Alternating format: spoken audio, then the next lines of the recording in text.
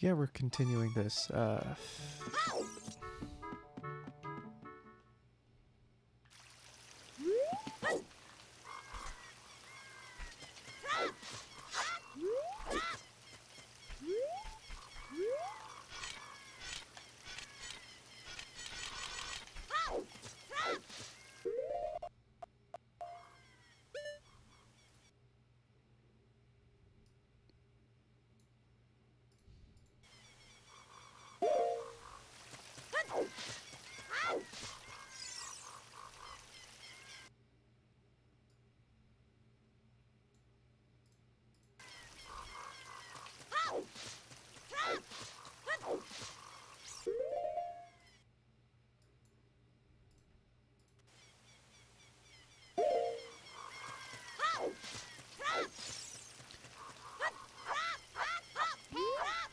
Okay, there's no dead zone.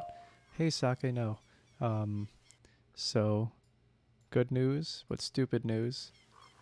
What was it?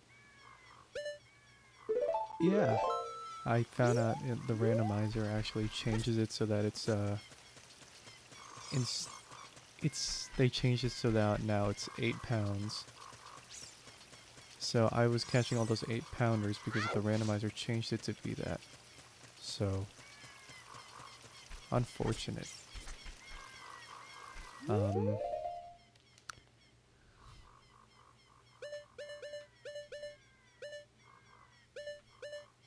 But yeah, so that means I'm still missing a few stuff.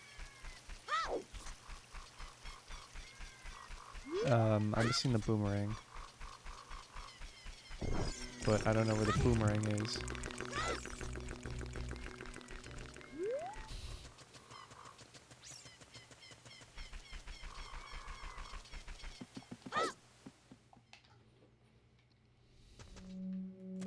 I gotta double check everything. Okay, so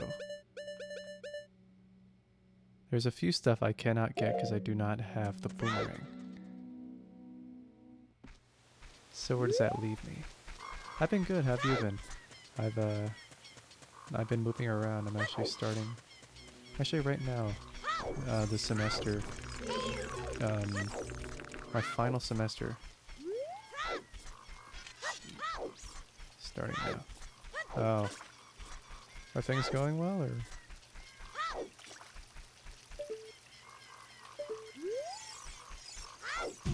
Ouch.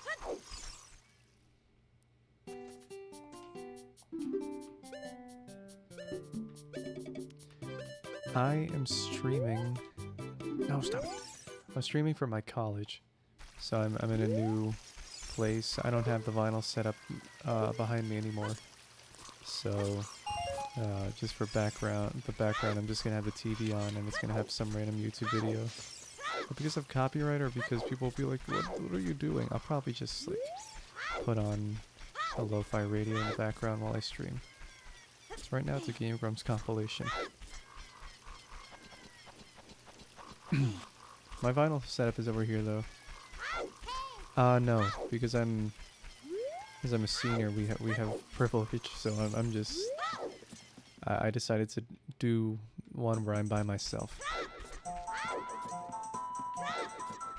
I used to have a roommate. Heck yeah.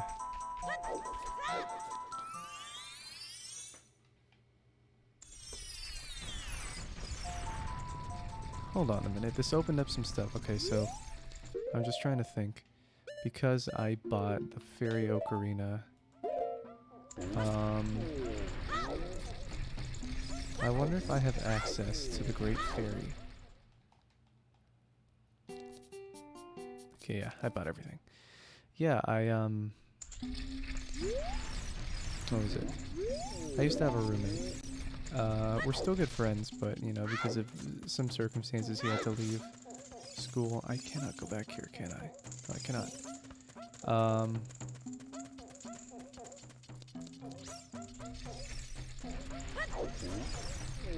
What was it? So I have made a few friends here, but luckily for me, the friend I roomed with is actually a good friend and I've known since I was 6. He actually streams too, under SquiddyRL.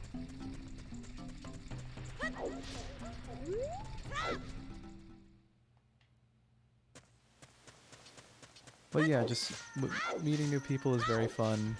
You just get to, no, yeah, just I guess the college experience is just meeting new people.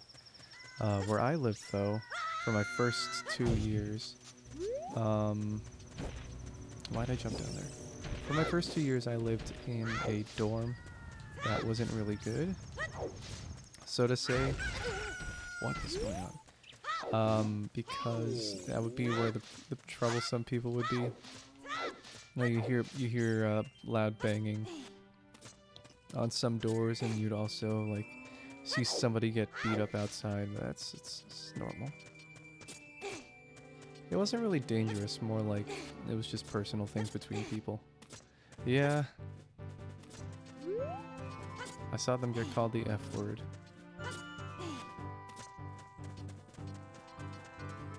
Wait, I can play the note.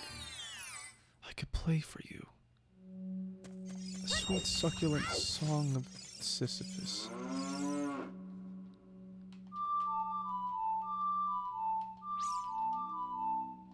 Do I not have a bonus song? Ooh, that's unfortunate. Ooh, that's very unfortunate.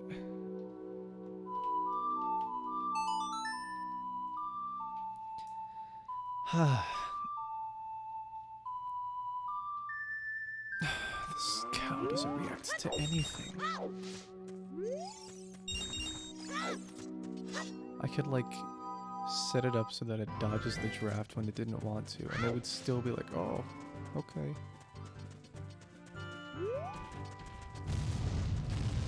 What kind of school? It's a pretty good school. It's very small. Like 2,000 or so people. So it's very private. Not very private, but just very quiet here. And I like that. I like quiet campuses. Because it just gives you time to meet new people, and you build a community between a small set of people you know.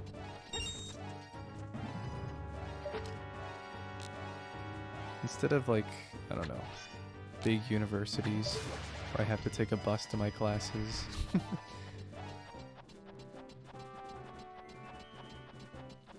I was very fortunate that I was accepted into one of the colleges that I wanted to get into.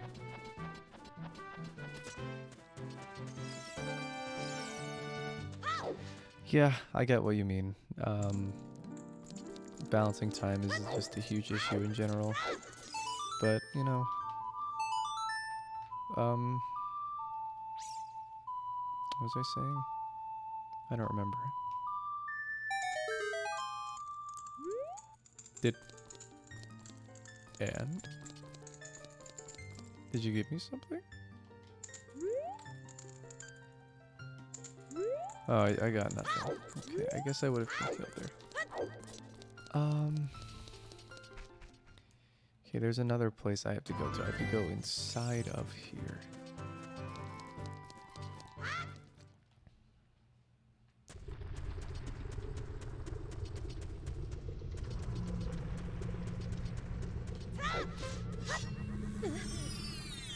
Oh yeah. Oh yeah, I guess that's true. Yeah, in bigger areas, I'm sure that would be more problematic. Where? Okay. Step 1. Okay, bomb this. There's nothing in there. Step 2. Position yourself so that you can make this jump. You cannot make this jump. You clawed. Okay, let me go outside and reset it. Because I want to go to the fairy fountain in the corner. Okay. What is that? Oh, it's a Deku scrub. I'm gonna shoot you in the face. Hello.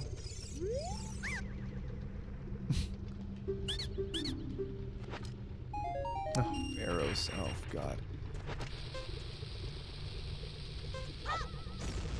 No! No! I'm going to die. Oh, okay. Forget it.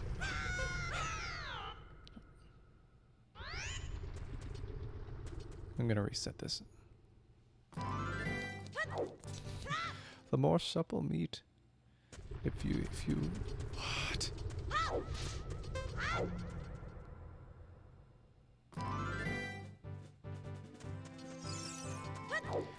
Because it's really hot in the volcano, and because I don't have a special tunic, if I run out of time, Link bursts into flames and dies instantly.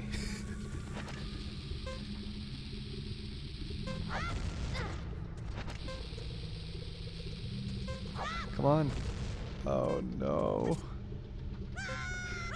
Forget it. I can't break it. I can? Alright, so I'm just trying to map out on where to go.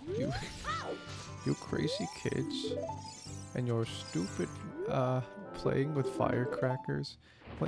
When were firecrackers illegal? I mean they were, but when were they really like legalized to stuff?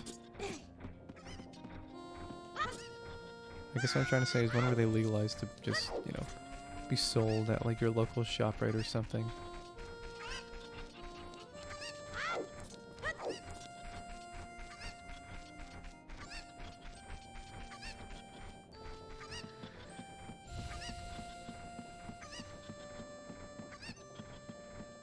I can see the mouse in the corner.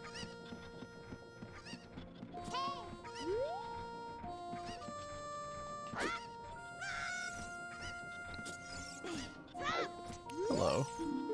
Okay, I already got this.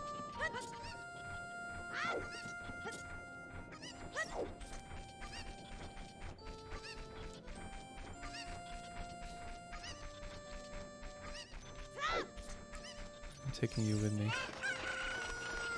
Yay.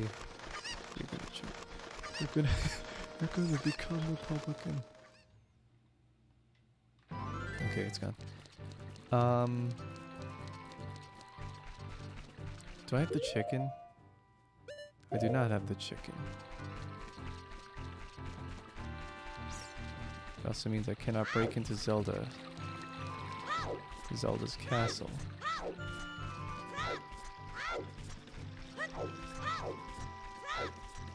But where can I go, though?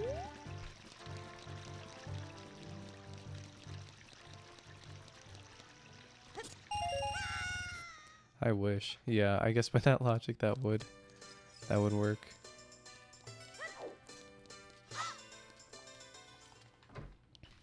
God, I haven't seen the troll face in years.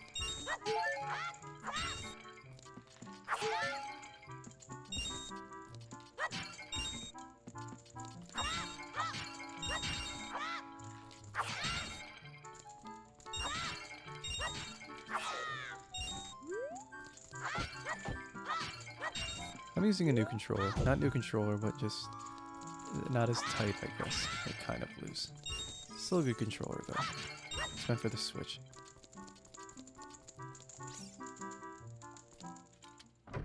The troll face.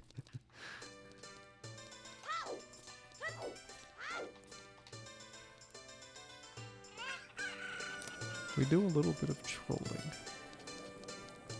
Just a little bit. I wonder if there's anything I have to buy. Okay, I already got that.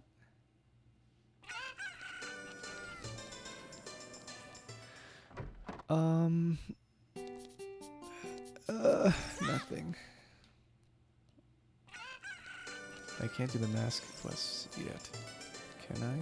I have to wait for it to turn dark. In the meantime, though.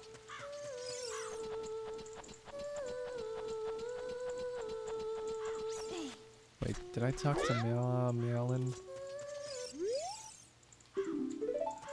I did.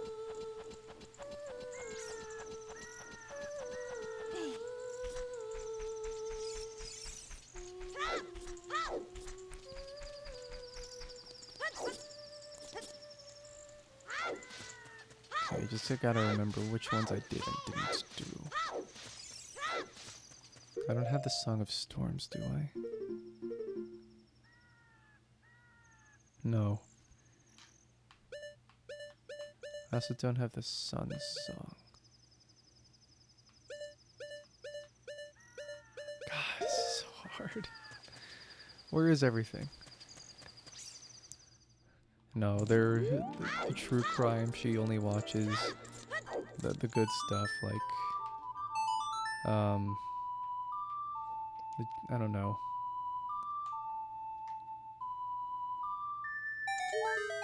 Oh, it just healed me. Okay, so I have gone here before. I'm running out of options. Wait, no, I'm not. No, I'm not. I can go to the freaking. I can go to the Zora area.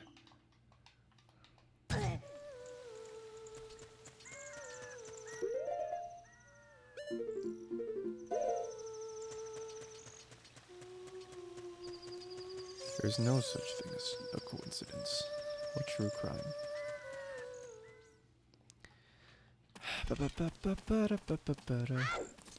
Wait, I can put this on again. There we go.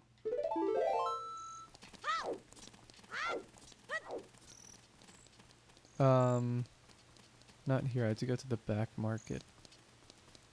I have to go to you. Is there anything I'm missing in here? Nope, I bought everything.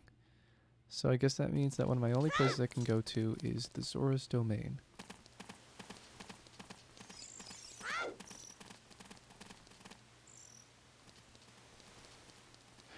Oh. That's unfortunate.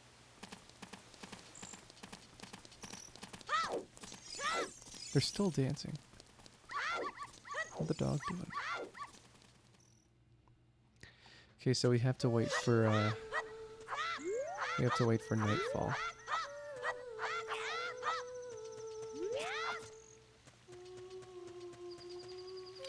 Don't pick that up.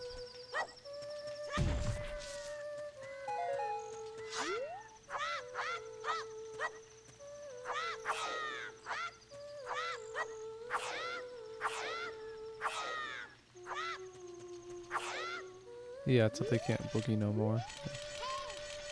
Or until their insurance expires and they're no longer supported by the government. It doesn't matter, it's the latter. I think. No, it's okay. No, they're still going.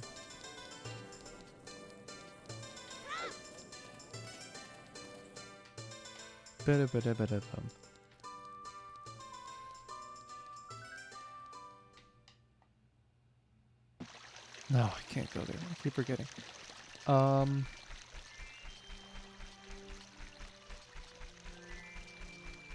Okay, let's just go to Zora.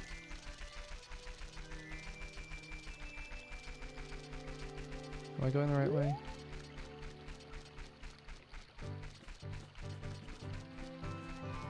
Okay, Zora's right there.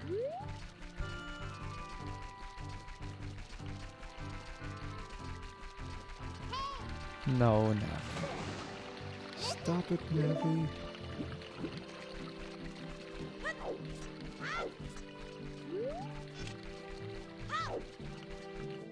I do not need your piss and shit.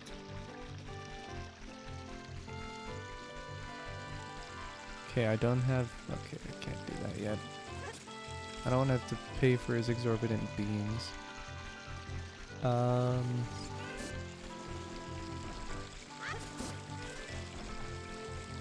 can earn some money. Yeah, this whole area is considered Hyrule still. This whole thing.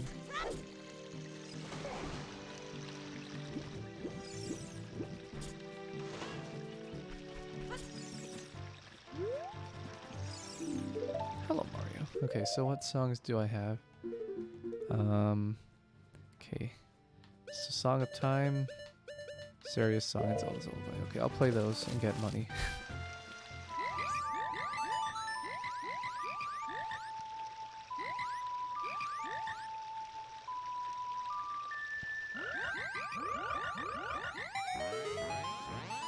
Yay.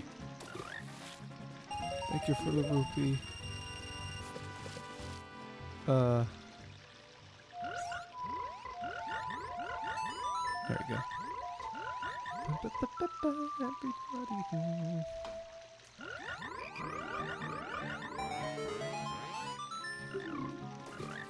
Take this rupee as a souvenir, I guess. And then the song tag.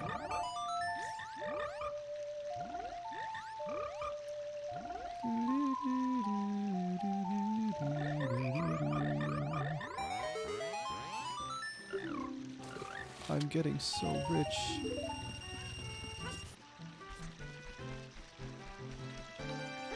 Okay, yeah, now that I have the ocarina that I bought last episode, I can go into Zora's domain and hopefully...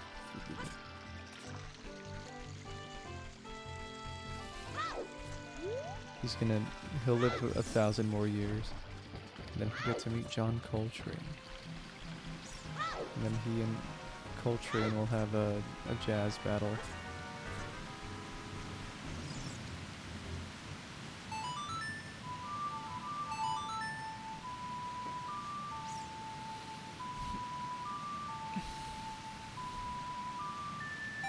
Yay, now I don't have to glitch anymore. Then again, I never glitched in the first place. There's a chance I could get the boomerang here. There's a huge chance. Wow. What's the dog doing? I heard a dog bark outside. What is it doing? Okay. Oh, you do have some stuff.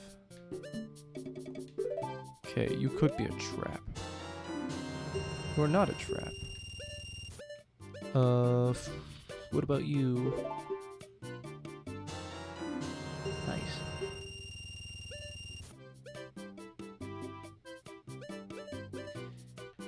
Any close friends? I wouldn't call them close because I mean, I do hang out with them, but I had spent a majority of my time studying.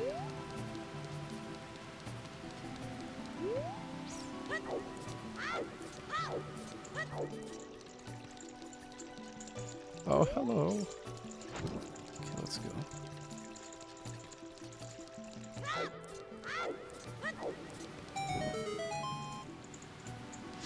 I'm planning on meeting some more people later on because, you know, I joined a few more clubs this year.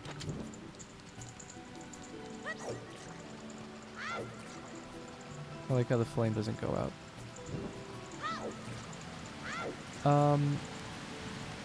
You know, I joined stuff like the, what did I join? The Nerf Club gun, the Nerf Gun Club. Okay.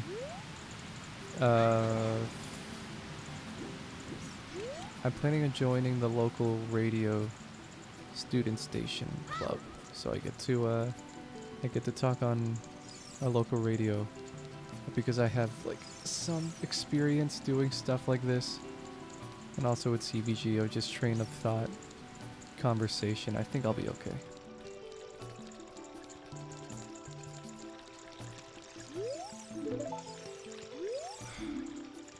I did not save the princess. Thank you very much.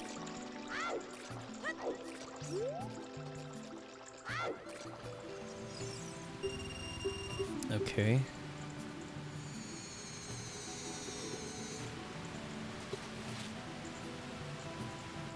Now, one funny thing you can do is that rock over there, you can immediately careen into it. I did not pick that up. So it's kind of hard to see the shadow.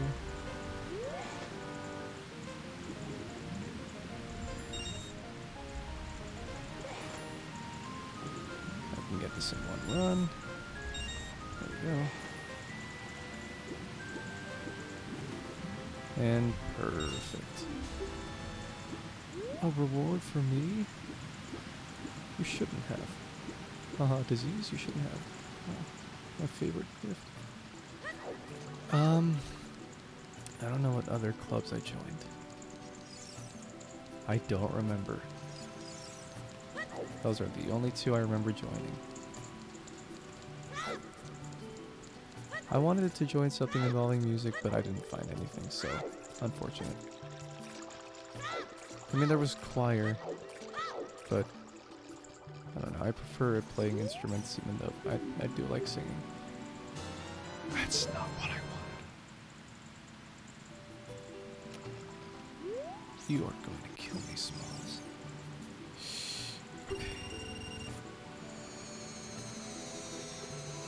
Okay.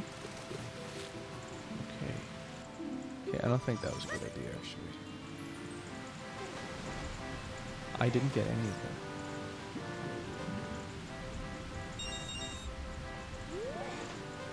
Okay. Well, first of all, let's just make our money back.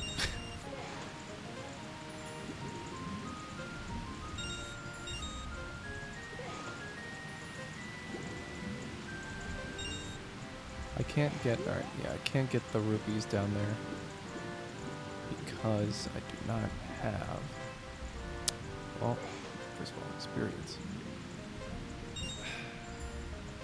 I don't think I have the necessary. Yeah, I don't have the scale. I actually didn't get a scale. I was supposed to get a scale. But I didn't go in. I know. I would have gotten it if you... I hate you. Okay. Do I have a bottle? I do not have a bottle. Where is this world coming to?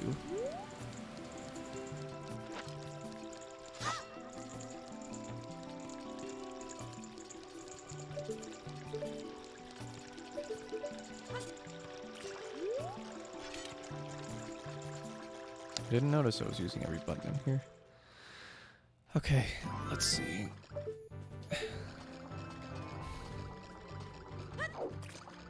Oh wait, can I just go inside of Shabuja? Nope. Open up, please. I have to save the world. Oh man. Oh man, whatever. Okay. Oh wait, there's a fairy fountain over here.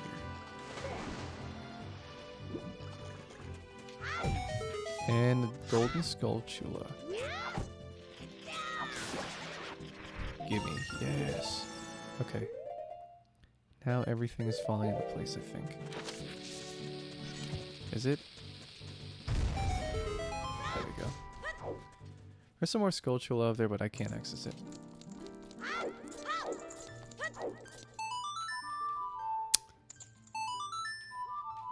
Oh no.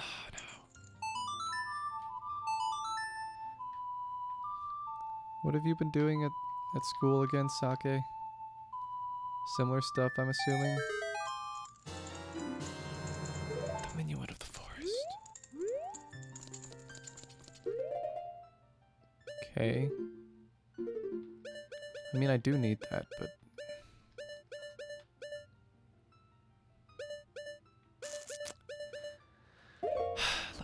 let me see. Yeah. I guess so.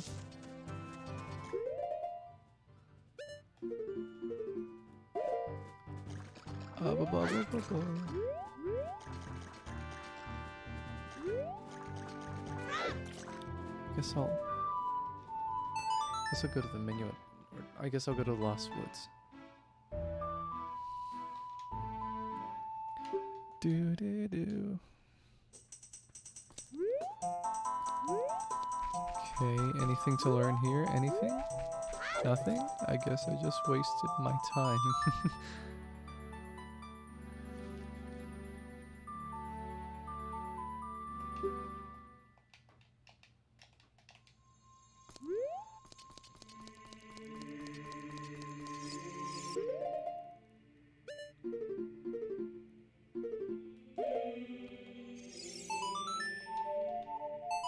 I can go to the adult.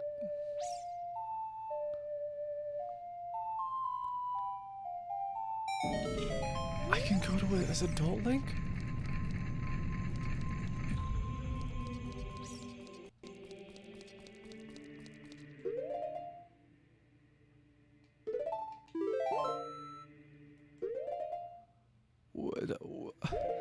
What? Okay. Well, I'll be back. I have no idea.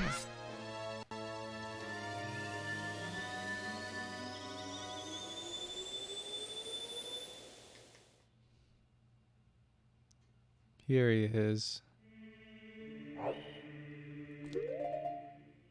Let's change tunics. Let's change it pink.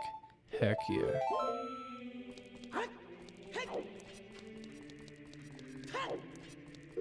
Okay, the hook shot. I also have the bow.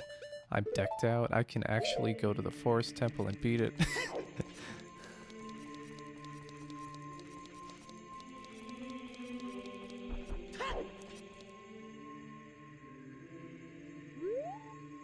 Wait, no. I don't want to forget some stuff. I have to go back to the forest.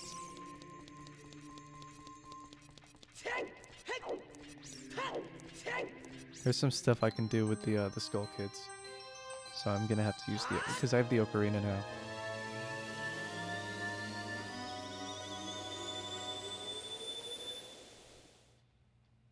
Okay. Yeah, I can revert. I can go back and forth. I'll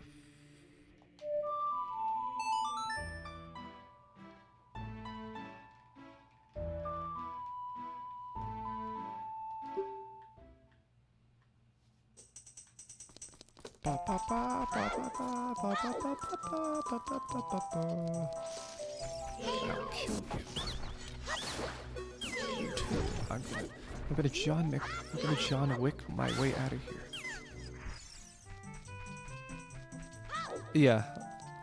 In the non-randomized game, you can also revert back. Because there are some key quests you have to do as a child. Like you have to go into like there's a bottom of the well quest and also the spirit temple. You have to do that as a child.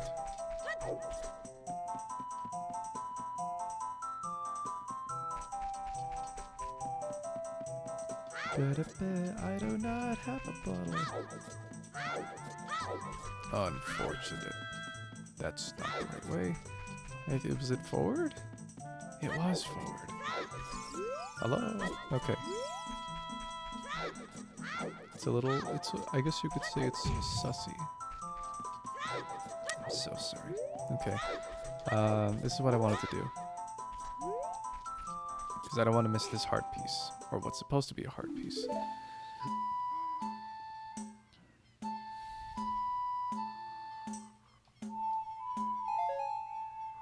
Okay.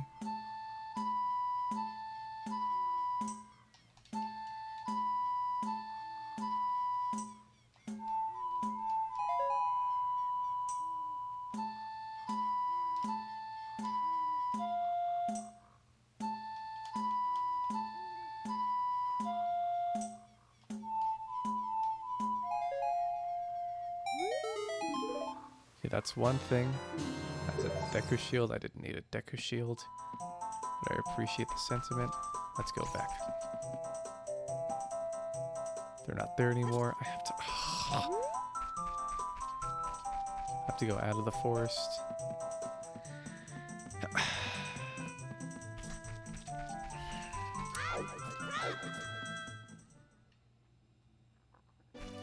And then back into the forest. Take a pit stop over here. It's like an itinerary for a road trip.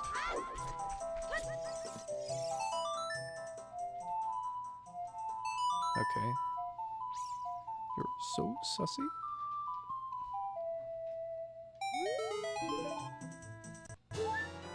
What is that? Whoa! Oh, this is... I'm never gonna die. I'm never gonna game over now. You get this very, very late in the game. Like right at Ganondorf's tower. The defense... The halving defense thing. So the fact that I got it as like a kid, so I'll take it. I'll take it.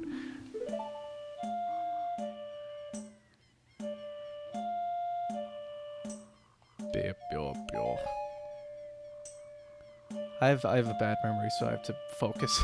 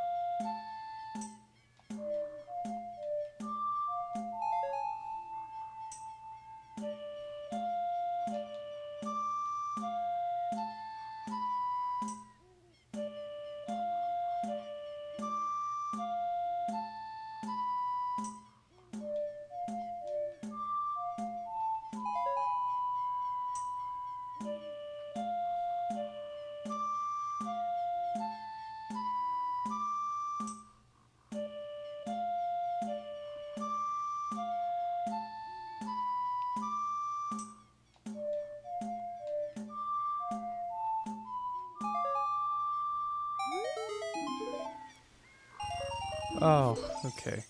Thanks.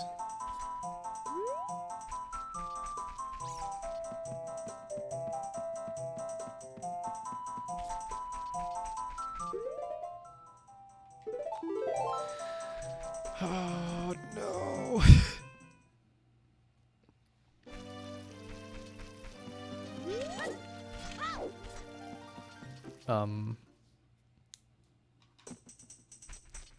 Let me try again. I don't know if there's a third one. I'm just gonna do it anyway, because I'm so paranoid that I'm gonna miss something. Heyo. Hello, Mario.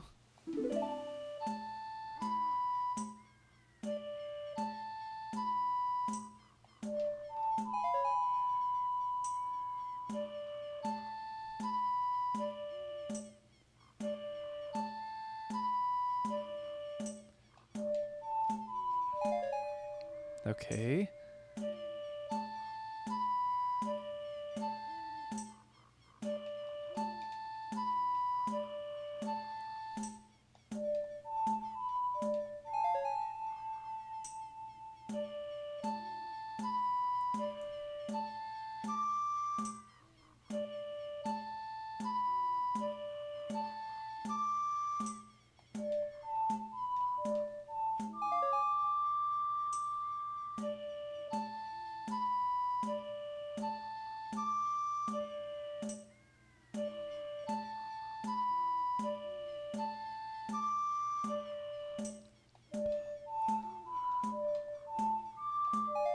Okay, one more.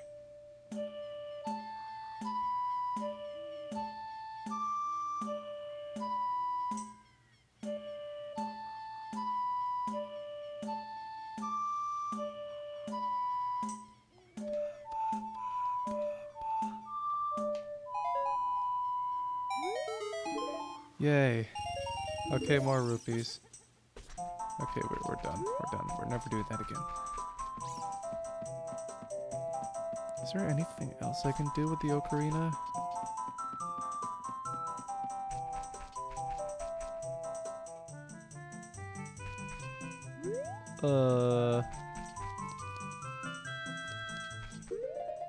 If I have, do I have?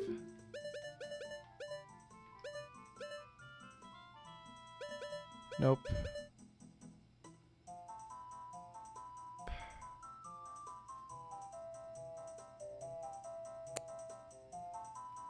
Okay, yeah, I guess I'll just go back to, I'll just go back to Adult Link.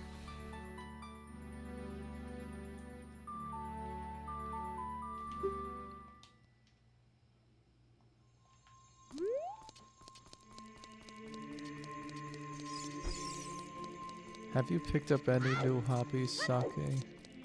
I still have the old hobbies in mind.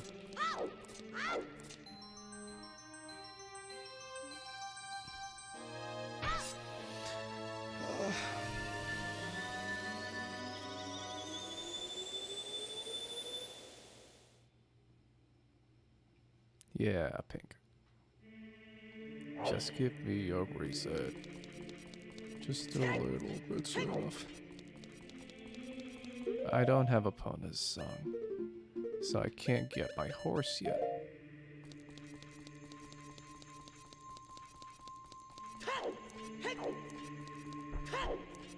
Oh.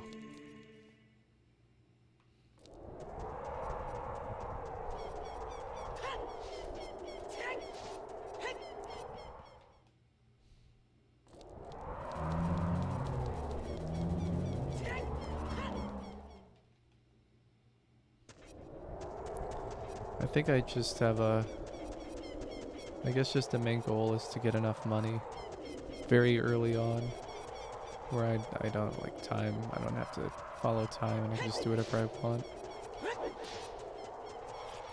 I don't want to be 60 and old and have a lot of money and be like, oh, okay, well that's it. I can do whatever. But no, I want to get done now.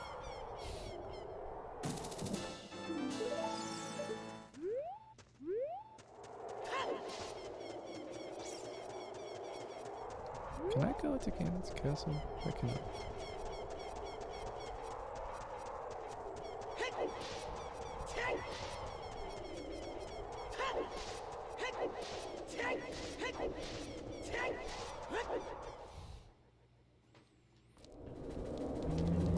That is that's Ganon's castle. I did not know it existed either until like later on.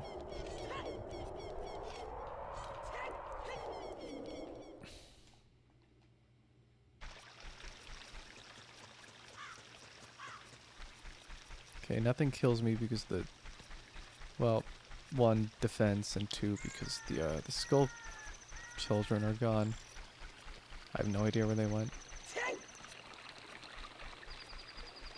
I still have some stuff I can do. Wait. Can I? I did not plant the thing as an adult. Or as a kid, but if we go back to the graveyard, I will be able to get that 30th Skulltula.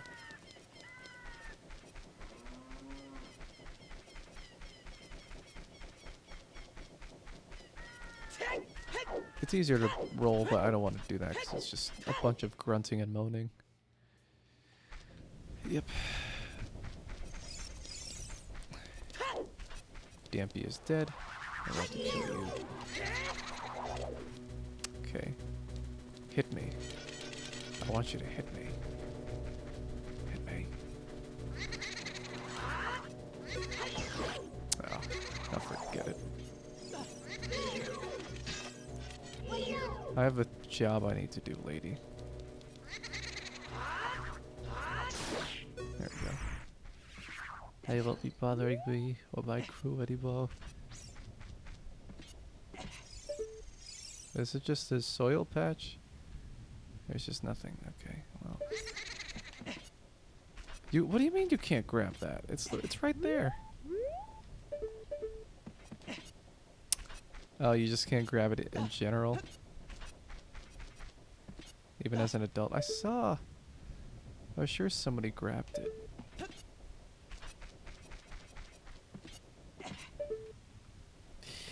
No, this can't be. Don't stop it. You have to roll. You dunderhead.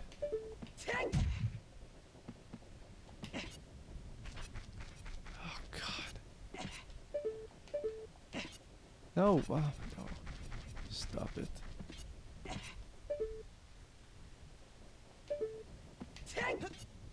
Yeah. Okay. He would have grabbed there, but he's not grabbing. Also, that's the... Nope, that's the right one. Hello, Dampy. I will race you.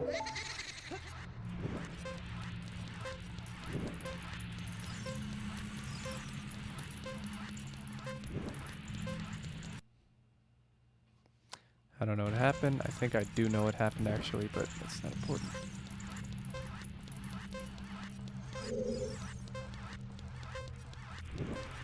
Don't run into that.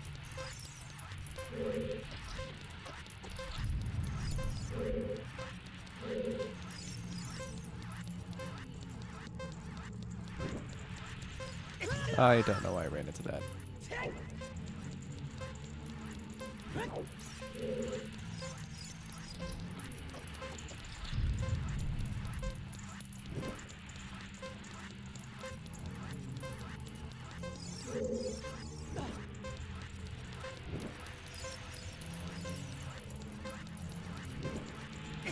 Oh god. Good news? Nope. Bad news.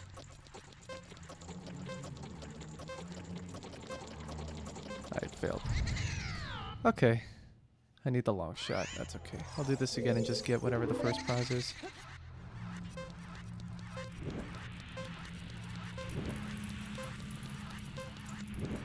Ah.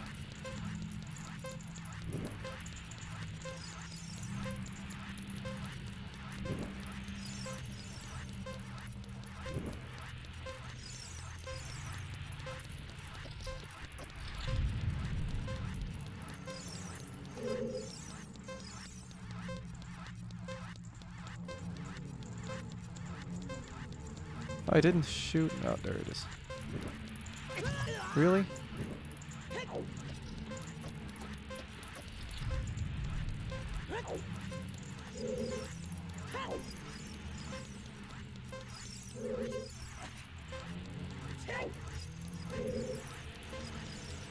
Oof.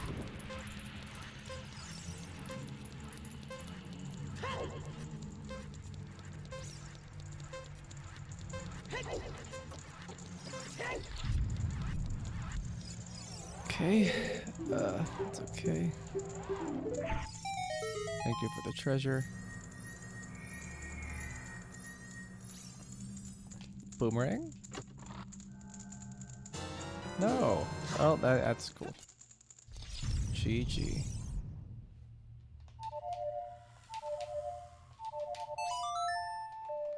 It's like I'm playing a saxophone. I'm just pressing the buttons over.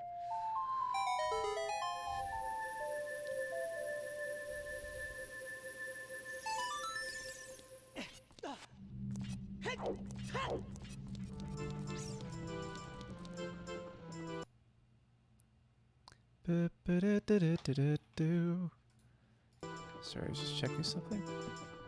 Okay. What is that? Oh, look at that. Okay. Careful.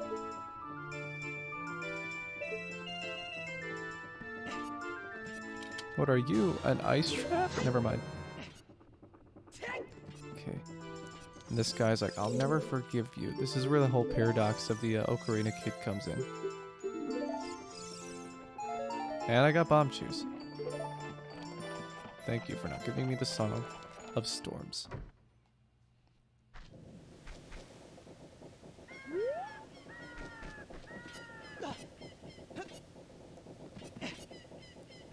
Okay. No, wait, I have to go here. Because that's the guy who runs the windmill. And there's a whole paradox about how the windmill got messed up because he became the kid that played the Song of Storms. It's a whole paradox. I will save the others because I need it for completion points. Oh, thank you. Why did you withhold this?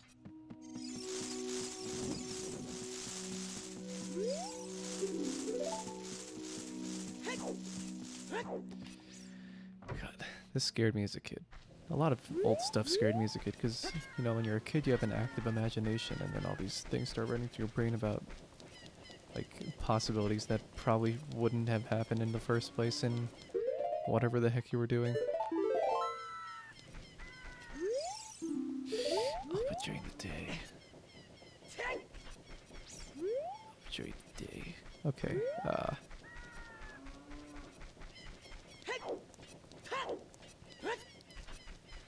what else is there to do?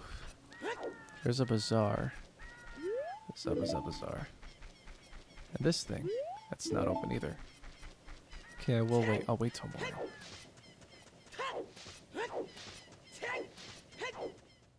So there's a lot of stuff I can do, but I'm gonna come back here later. When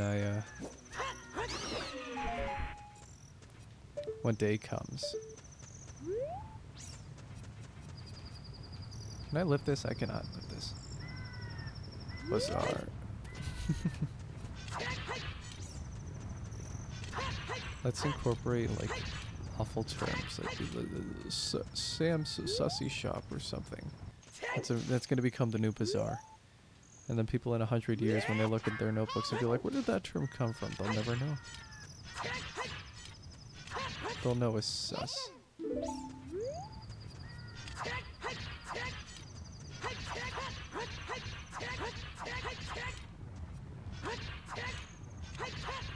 Wow, day sure is taking a while.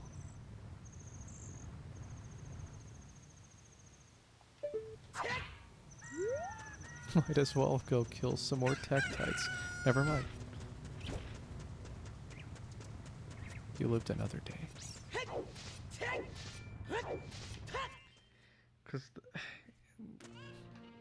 That's my taxpayer. He has to make sure that I have enough funds in my escrow account so that just in case something were to happen, within my rights, the property.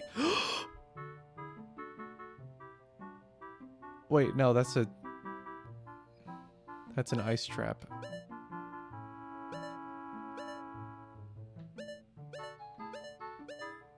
That's an ice trap. Blue fire.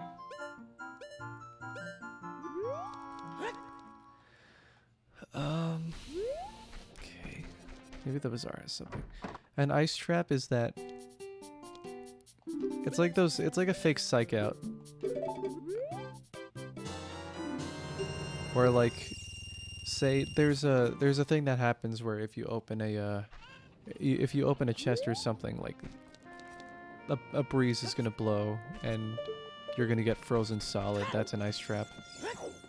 It happens a lot in randomizers apparently. But in the main game they would usually come in treasure chests. But, you know, because I already have an item, there's high chances of fakes being around. Okay. I will.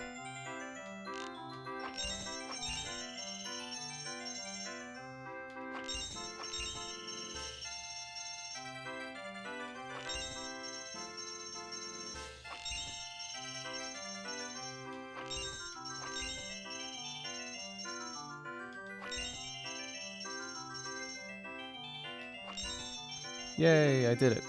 What do I get? Okay. Goodbye.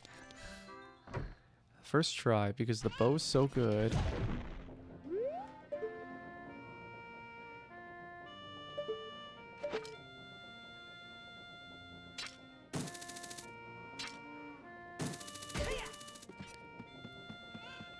Oh, right. Okay, so yeah, now I can go to the forest temple. The stuff in the forest.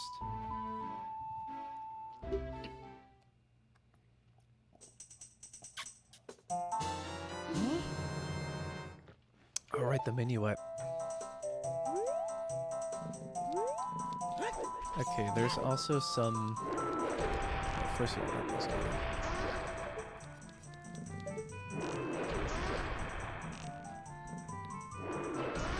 Do it again, I dare you. Call me Sugar Gig and see what happens. Oh, he drops a lot of money. Hello. These things are so annoying. Okay. In the normal game,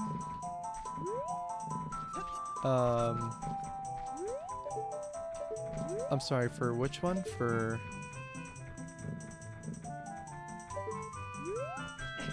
what again? Like when I teleported there? I learned a new song in that area, but for here, I don't know. Some stuff.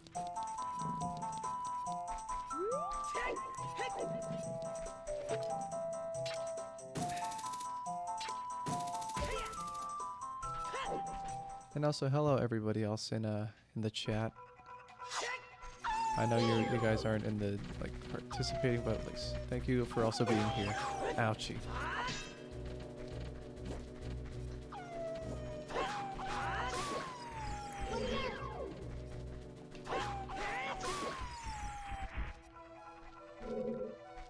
Okay, any more baddies? Yeah, there's a lot of requirements and things to do.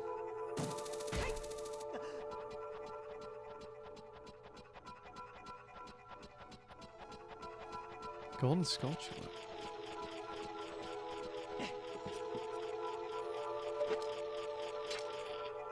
You have a tornado warning or a flood warning?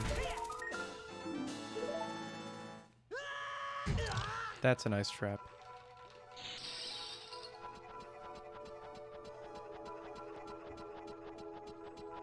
A warning for me?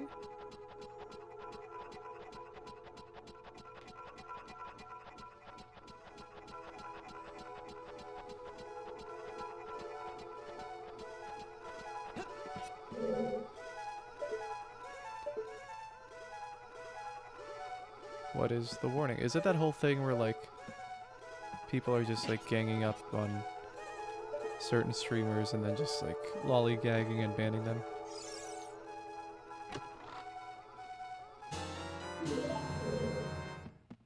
Well, the things aren't scattered, so it's fine. Ow.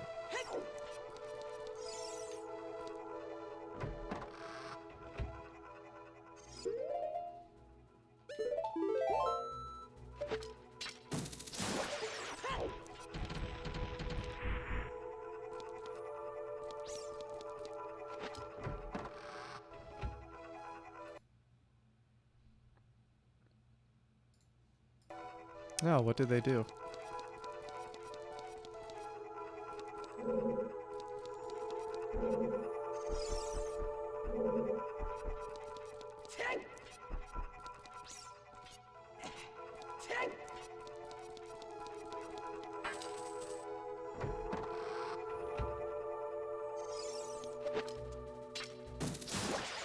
I'll ban them later.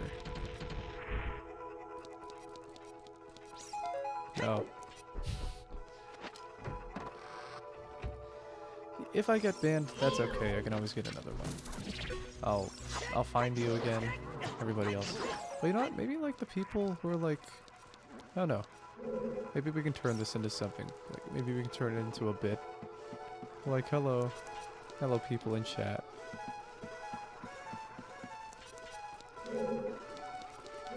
I don't know if banning them will do anything. I have no idea. Yeah. But thank you for the warning. But still, who knows?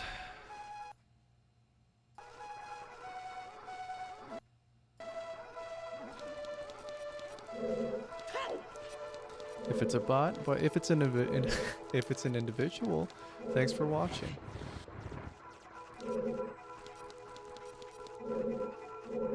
It probably is one of those people, but you know, who knows? If it is, I don't know. There hasn't been anything yet. So just, I don't know. I'll just be like open about it, be like welcome them with open arms. Be like, hey, hello. What is going on? Why can't I push this? Hey guys in chat, you like McDonald's? Or something? I'm sure Twitch is going to do something about this.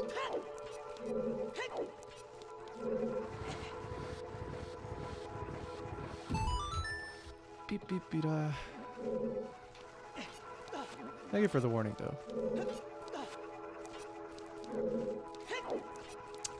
I had the same problem when I was recording CBG.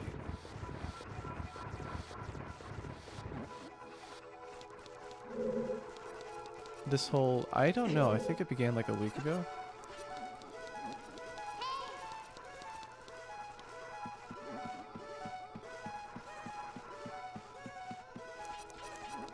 Yeah, I have no idea when it started. And even if something does happen to my channel, we can always appeal, but because it's Twitch, if nothing happens, I can always just make another one. That's okay. That is the Forest Temple music. It's beautiful music. If you want to hear more disturbing music, there's a, what was it, like Captain Beefheart's Trout Mask replica? Or it's just like a bunch of doings and toings. I don't know why I said it like that. There's some other stuff I can do here. There's an eye I can shoot. It's you! Will you give me something in return if I can actually hit the eye? Ice trap. Okay. I'm fully expecting an ice trap.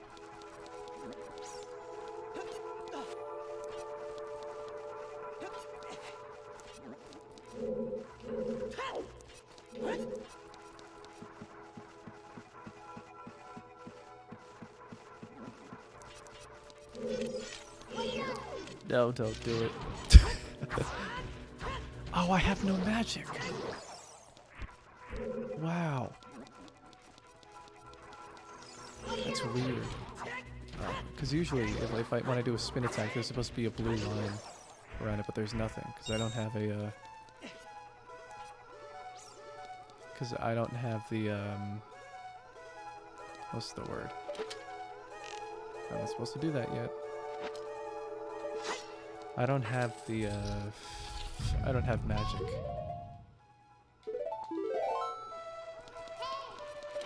Whoops.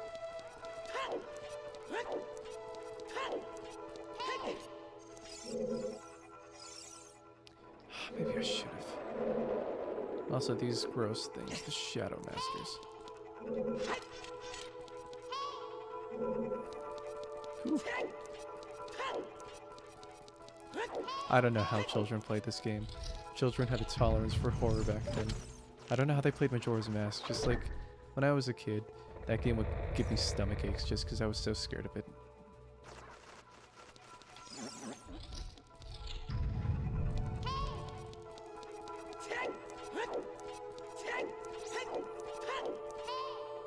Oh, I don't think you're the boss key. You're an item. Okay, that's actually pretty much good.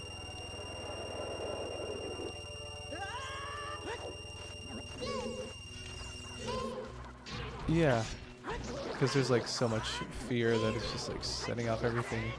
You know, where just you get a stomach ache. Hey, can I hit this? Thank you. You don't drop anything.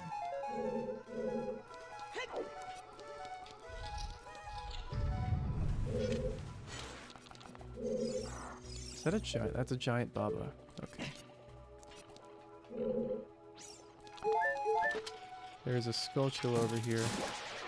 Ice trap. What is this? I got a fish. Does that mean I got a bottle? I got a bottle. That's so weird. Oh, it goes up your back? Oh. Ooh, he almost pushed me off.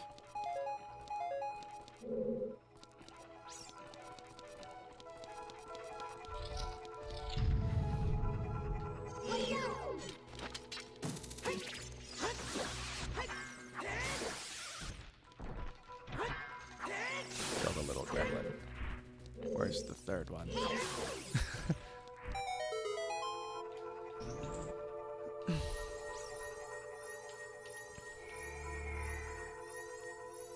Beep beep bop. Ta-da. There's the boss key. Oh, he wants a kiss. Where am I going? Do I go down here, or... I guess I go down here. There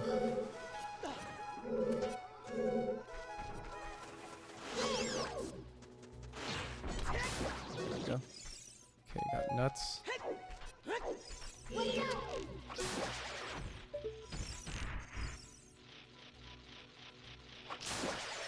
That was so easy with the bow. Before you just had to sneak past that one skulltula right there. I could just shoot it.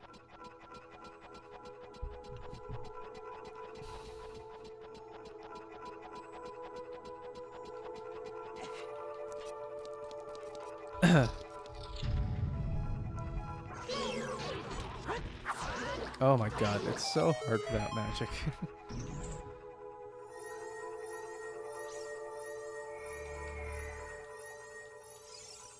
Ooh, I missed the place. I'm actually going a bit further than I need to right now. I gotta go back later.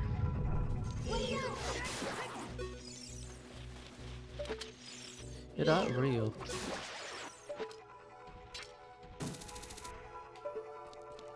I could literally just do this. Go.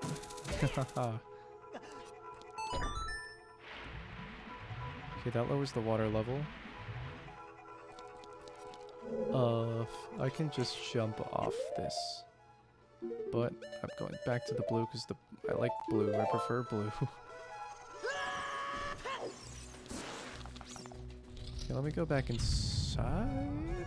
Yeah. Let me go back through here.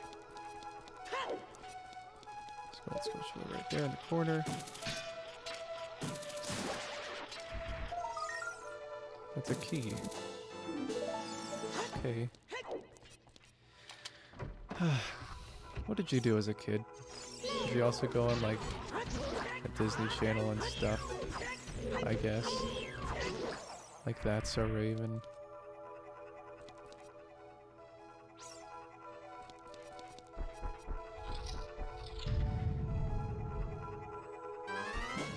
Zerf?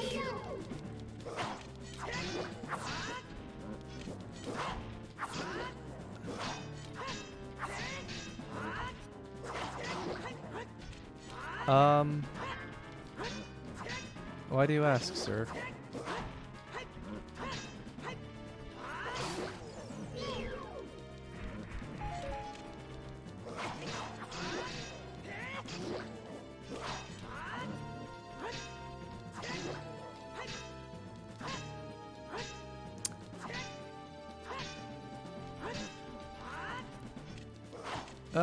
Yeah. Okay, I guess I'll just... Yeah.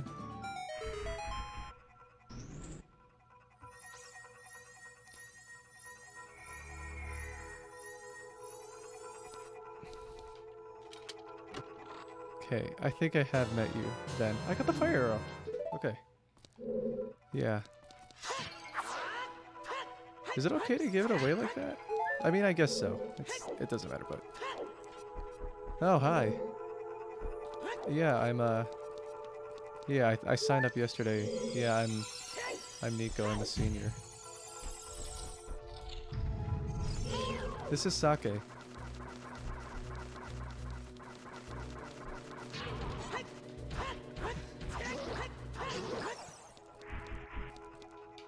Ba-da-ba-ba-ba.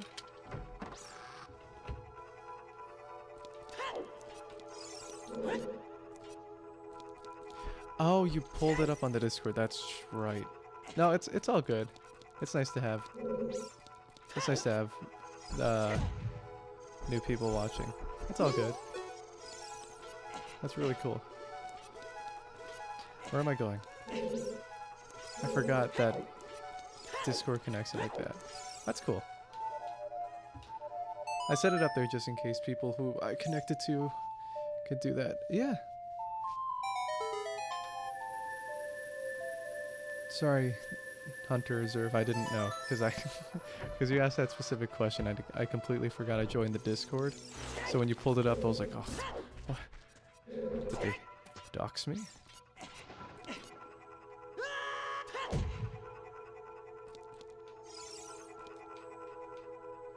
This is the wrong area. Ice trap. Cool key.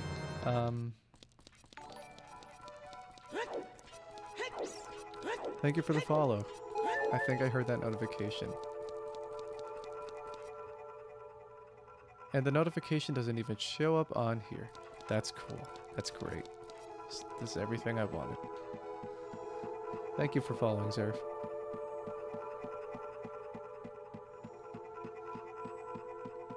Where am I now? Right.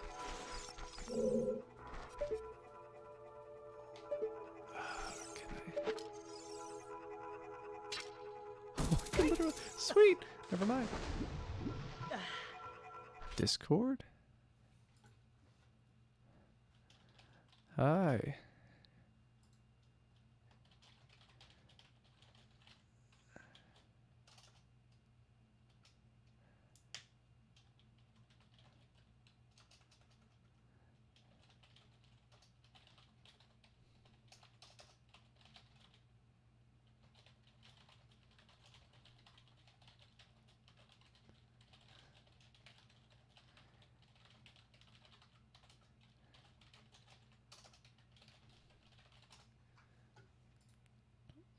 Okay, this is going to be going back and forth, but that's good. I'm still streaming, but I'll just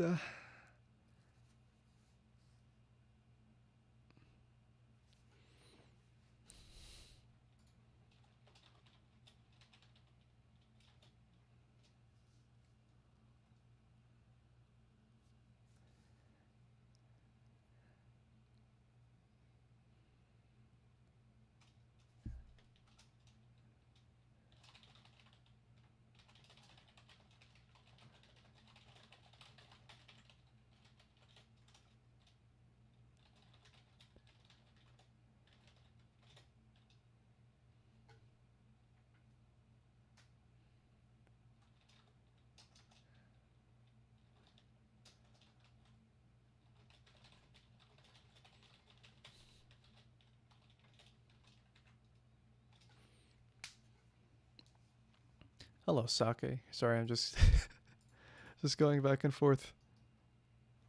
Right here. Oh,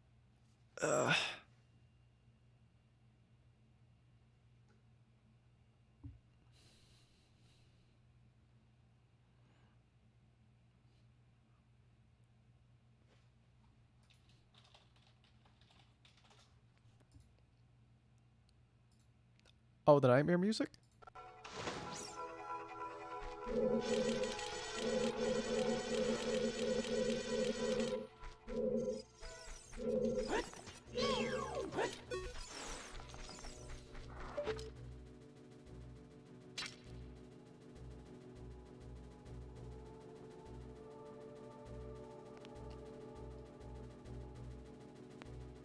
Oh my god, I'm trying to center this controller like a sniper. Okay, I'll come back there later. I want to get it though. You're gonna hit me, aren't you? Hey, I got it. And it's a key. Don't shoot me. I'm only the piano player. By Elton John. That's the dungeon map. That's the dungeon map. Okay. Where do I go now? Stop shooting. People are so mean. What? There's nothing over here. It's just Night Kid.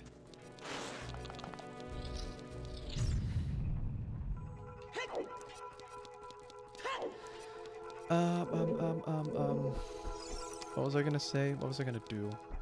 I was gonna go back to the thing.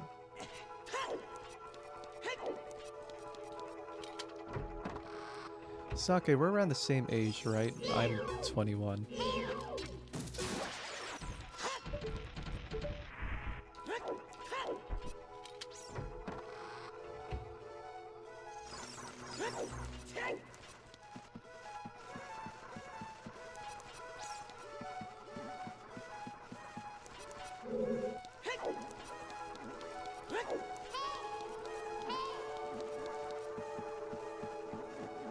Oh wow. I guess like in the same time frame. You ever find it? You watched a lot of YouTube, right? Like when you were little, things like that. Or like see celebrities and like teenage stuff.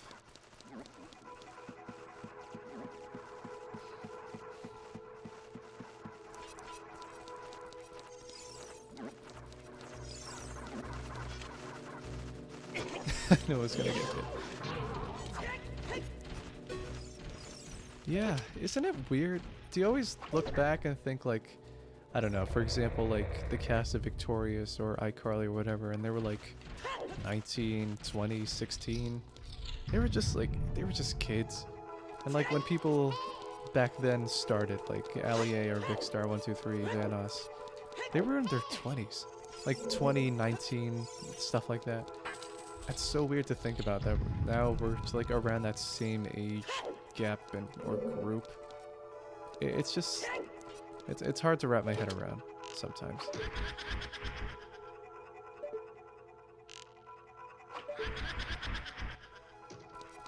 I can equip my nuts.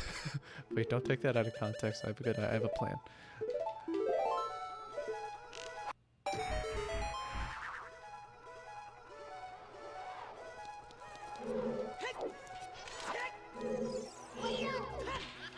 Okay.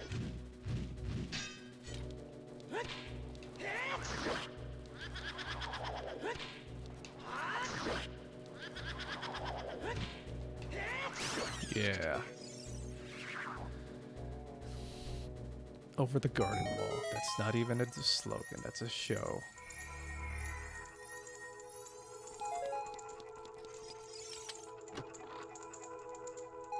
Hey, Bums! Oh yeah, absolutely.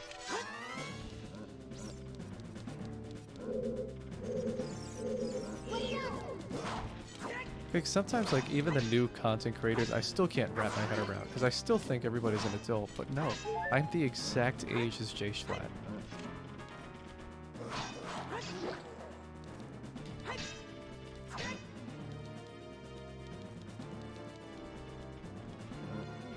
And even like new content creators like Anthpo is like 19. I was like, what the heck?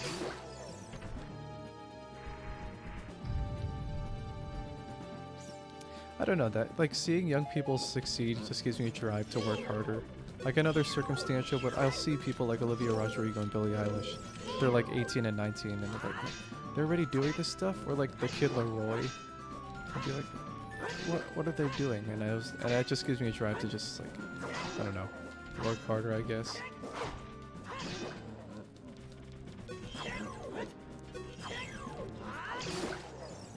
Ooh, that's a drop of frames.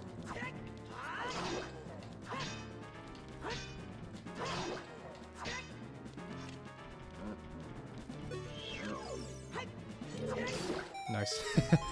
Hit him in the foot.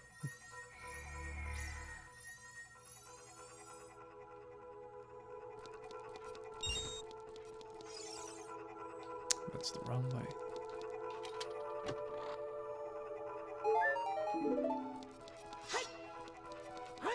I don't know, man. There's still a different air about what she's doing. I mean, she's still in the development stages of her career.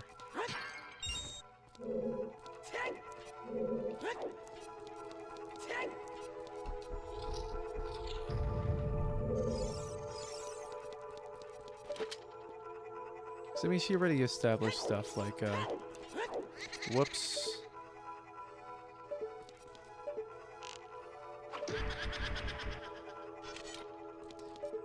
What is this? I don't know, I think she's gonna develop into her own soon. It already shows she has a knack for writing raw material. I don't know, maybe it's just because I have like some sort of bias for people that write their own stuff. And, you know, because she writes her own stuff, I'm like, I root for her.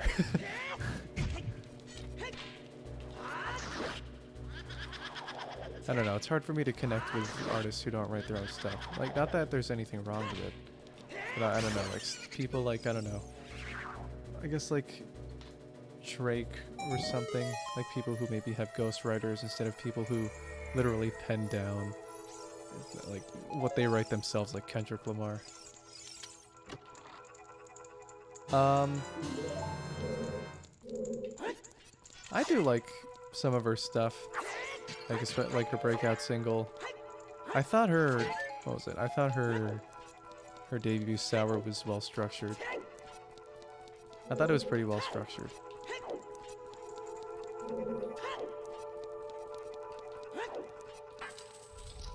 And I mean, with the stuff she's put out, it shows that, like, what she puts in her instrumentality is already, like, enough of, like, a risk taker. Because, like, you know, people will fall into the trope of, like, maybe using EDM or different stuff instead of just being an all-around. But no, she'll have, like, different hooks. She'll use some real instruments. Sometimes she'll also bend down and use some synthesizer noises and stuff like that. Because, like, I can't use this. I can't use this. This is unfortunate. We are living worst timeline. Can't use this at all.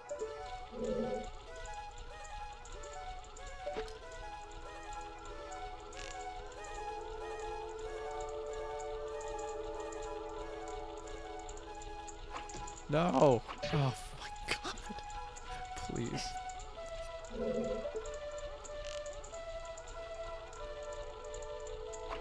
Yes. I don't know why I said yes. That's not that hard, I think.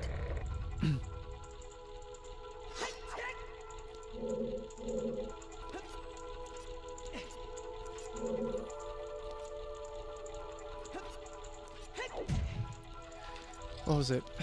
I guess on the subject of her, there was that whole thing about, like, what was it? There was that whole thing about, like, the same chord progressions as that one Paramore song. I don't know. I have, like, a huge problem with that. Because the same thing happened with other artists like Ed Sheeran and Robin Thicke. Because, like, they have the, there was that whole lawsuit about, like, how Robin Thicke and Pharrell Williams copied his hit song Got to Give It Up, Part 1, and Ed Sheeran, how the hook copied Let's Get It On. I love Marvin Gaye's music. Actually, one of his albums is my absolute favorite album of all time. But the estate that runs it, I don't know what they're thinking. And it's unfortunate that, like, some lawyers and judges and people in the legal system aren't musically educated. So, like, the smallest thing that sounds very familiar, if it were to have the same vibe or something like that, it's just immediately grounds for copyright strike for some reason.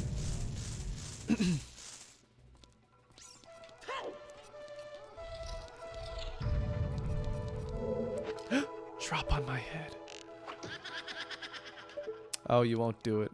Okay, unless I move. Okay. They don't want me to get crushed. Smart. I kind of wish they did, though. That would have made things more funny.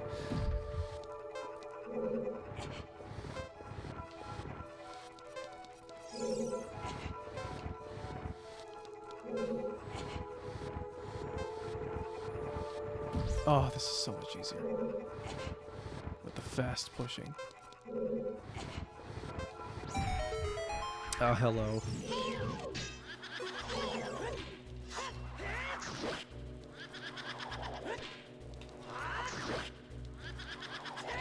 And you're dead. You're dead. You said you're dead. There we go.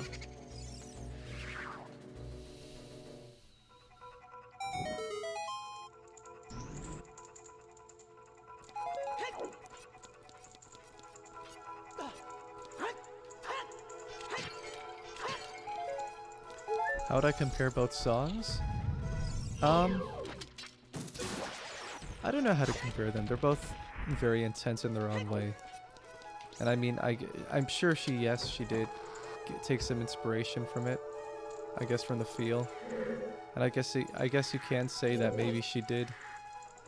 Maybe take it from them. Who knows? I guess my main problem is that, like, the chord progression that she uses is also very, very widely used. And, like, even in the circumstance of, look at these people with all of these, what was it? Like, in the circumstance of these, when people use a certain chord progression, you can't really own the chord progression. Like, the melody, maybe. Like, maybe there's grounds for that, but, like, in the way that things are structured and laid out.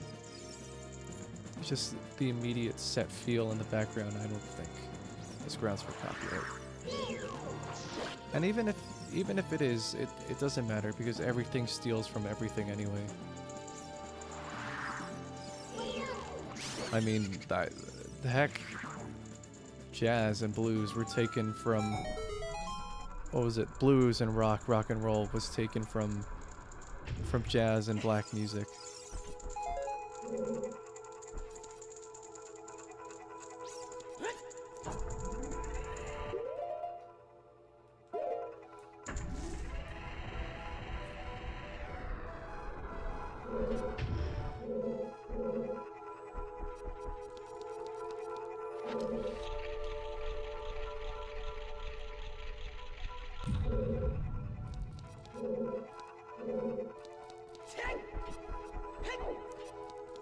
Oh, hello. Okay, where's the... There you are. Did I get all of them? Oh, I'll get it for completion points. Can I grab it, please? Thank you. Did I get everything? I did get everything. Except for a chest. Well, yeah. And I think it's the compass, right? The last one. You were in the last chest this whole time. That's everything.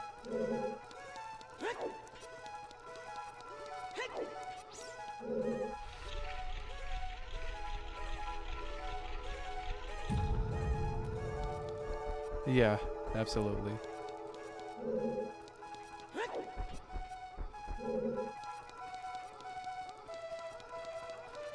I think one of the biggest, like, some of my biggest pet peeves are like when pride or ego or greed are brought into things.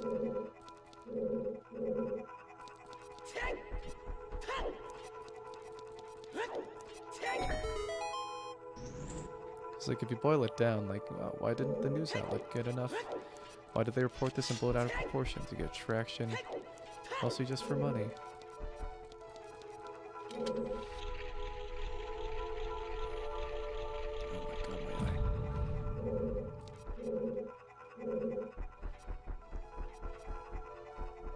What? I have to circle around again.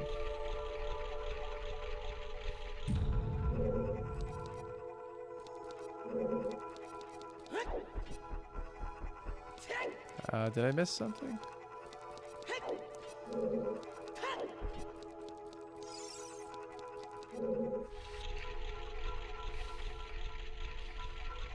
Ow. I did miss this. So it opens that one, and that opens the other one. Yada yada yada.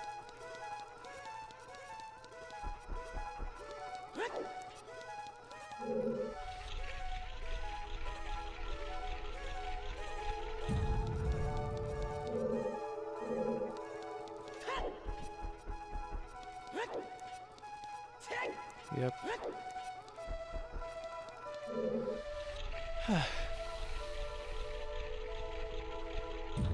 I would absolutely love to pull out the rate your music and then just like, I don't know, talk about music.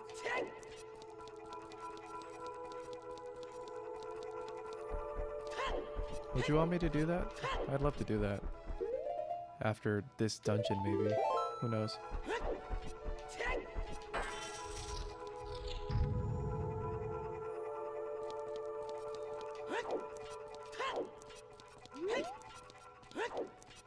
I cannot get out. Oh, like go on Rate Your Music and just talk about the music that I've listened to and rated.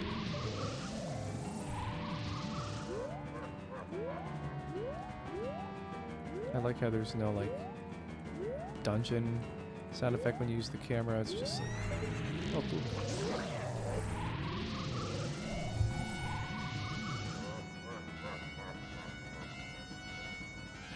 What is going on? Oh, it's an ad.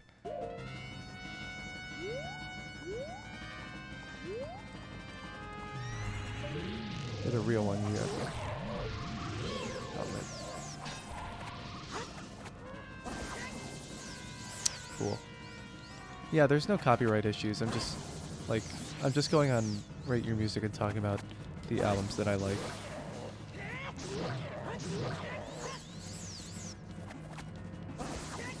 Shoot.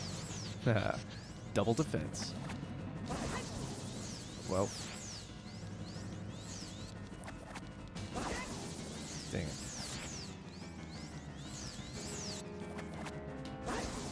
Haha. You cannot hurt me. Ouch.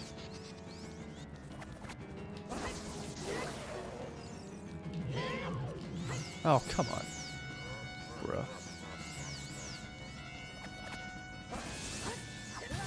Really? Take that. Really? Stop missing.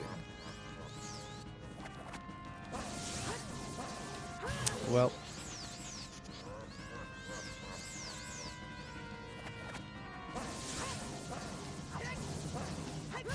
Ah, this input lag is going to be the death of me.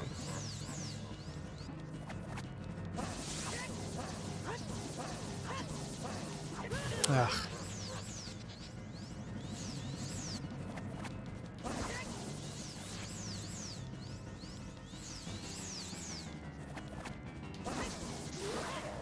Nice. How about I shoot you? Okay.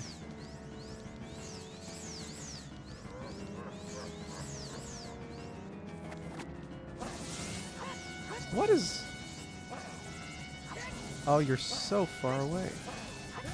Damn it. Not... Oh, God.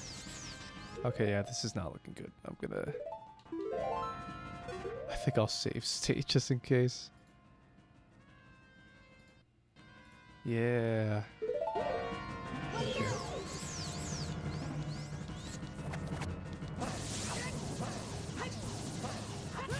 Really? Bruh.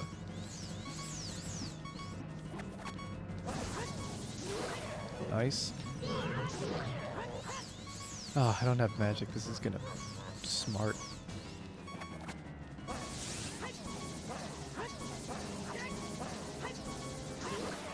I did. He just took the hit. And he's dead. Okay. Yeah, let's go to Rate Your Music as soon as I'm done with this.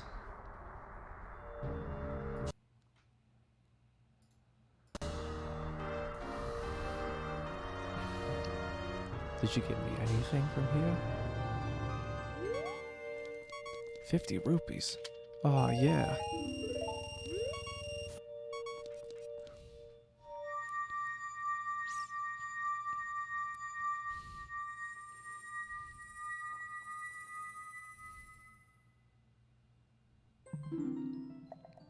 The Shadow Medallion. Man, I'm still at very low health. Okay, let's stop this annoying beeping. I need help. Please.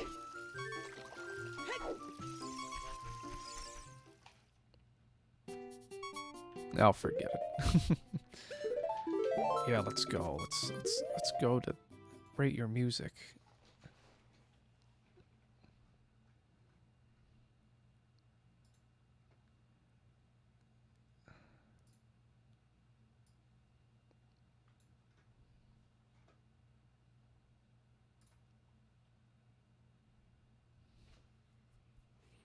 Okay.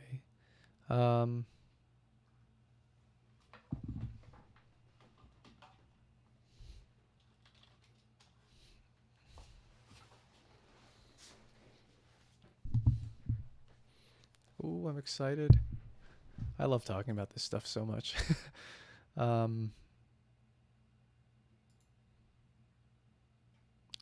That's big.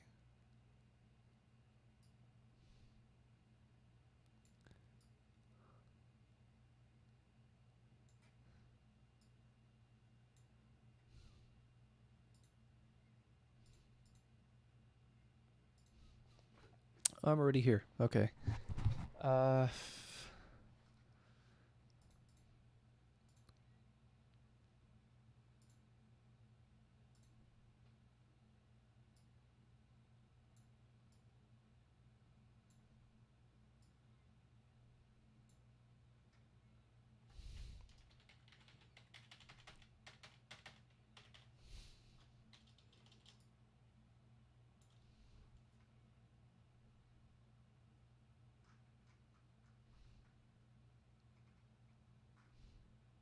I don't think you guys can see this. Let me make, hold on, let me make a copy.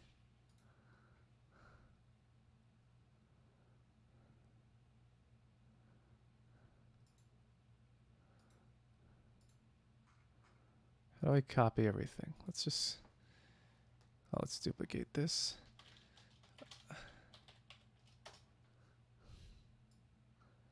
Let's just call it that, and then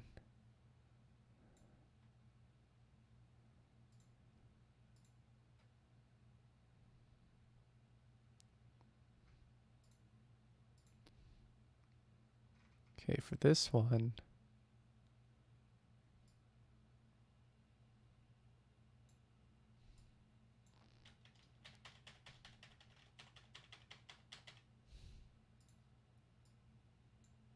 whoops, what did I move? Let's put that back.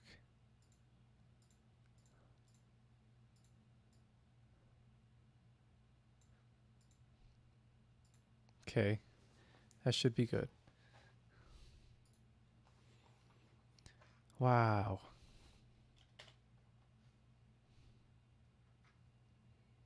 Let's go to full screen.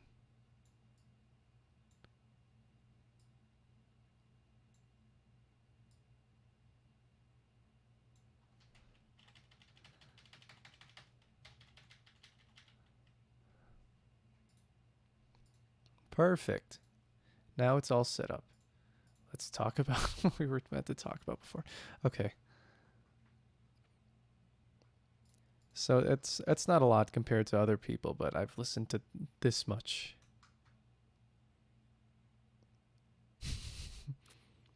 Wow. Okay, let's change the title actually.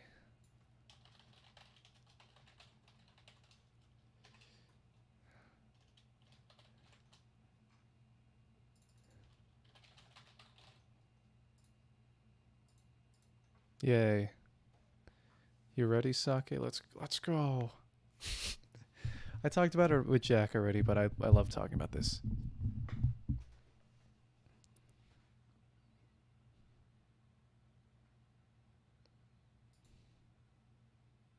Yay. Okay. First up is the first set in 10, the Beach Boys Pet Sounds. Wow. Wow.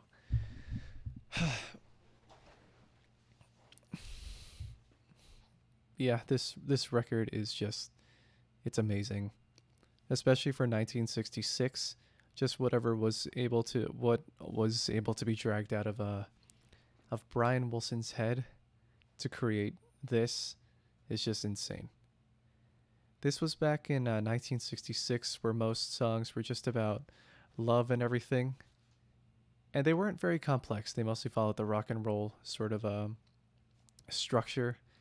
In the Beach Boys, or in Pet Sounds specifically, starting here, Brian Wilson had he had like an orchestral arrangement, and he used a bunch of famous session musicians known as the Wrecking Crew, and he was just able to compile all these different sounds and different recording techniques in order to achieve this. One of which was the wall of sound, where everything sounds like it's being in an echo chamber and will just slowly fill up around you. That's basically what's in here. And you can see it's rated so high overall. I didn't know that. Wow. This came right after the Beatles' Rubber Soul, and the Beatles at that point like really pushed forward in that you can create very mature pop music, and they played off of that. So after that, it was Pet Sounds, and then after that came Sgt. Pepper's Lonely Hearts Club Band, and it was all just from there. But this does really stand. Like, even though Sergeant Pepper and Pet Sounds are both great, I feel like this has more substance in that it's very natural. Because a lot of the subject matter on here it discusses, it's like, it's very human. It just gets to the very core of it instead of just the lyrics being experimental. Because it'll, like, sure, it'll talk about love, but it'll also talk about, like, relationships between people, between, um, like being, I guess, being true to yourself, which is very generic, but I guess what I mean is like showing your true self to other people. Like love without talking about it, just like being in the presence of another person, like stuff that's not talked about, but people have felt, and they just like push it forward. God Only Knows is very popular. Wouldn't It Be Nice is very popular. It's like some of the greatest pop songs of all time, pretty much. I don't know what else to say that hasn't already been said. And I think the same thing can be said for this. It's actually in my top 10. And it's in a lot of people's top 10s, actually. Abbey Road. This is actually the only 10 I gave the Beatles. Um, I mean, their other stuff can be great, but this one is just the closest one for me. Abbey Road. Famous cover, famous recordings, famous songs on here. This is like a little bit of history, but behind this is that during the Abbey Road sessions, or before the Abbey Road sessions, the Beatles were starting to break apart. Like the relationships between each other were very hostile at times. So for the Abbey Road sessions, George Martin, the producer, said the only 10 as opposed to other high scores for the Beatles. Now this is, I mean, they get other high scores, but this is like the only 10 I feel for me that I can comfortably be with, like, for the Beatles.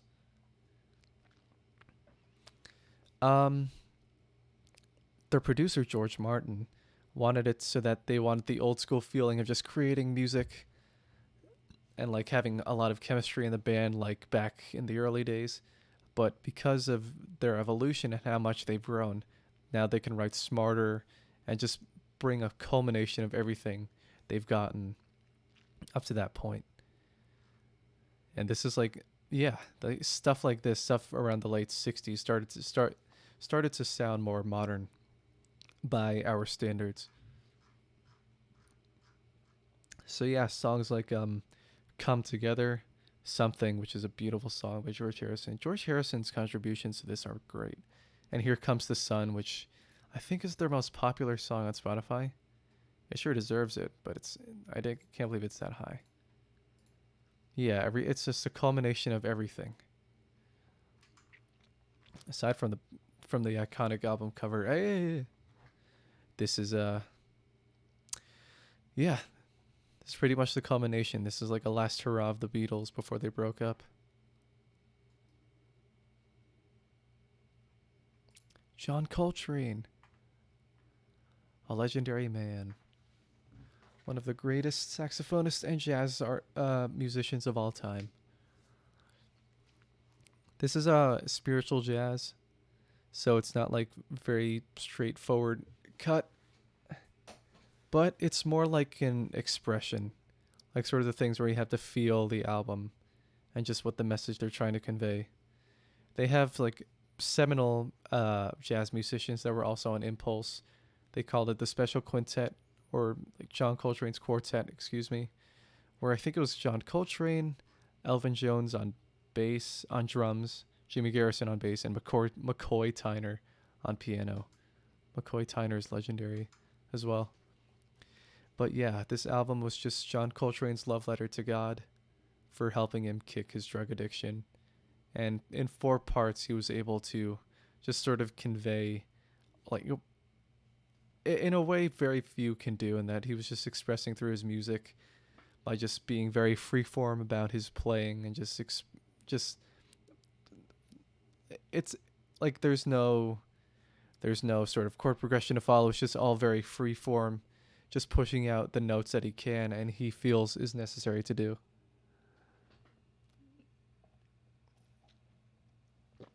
But yeah, many people consider this John Coltrane's magnum opus. And I think I agree.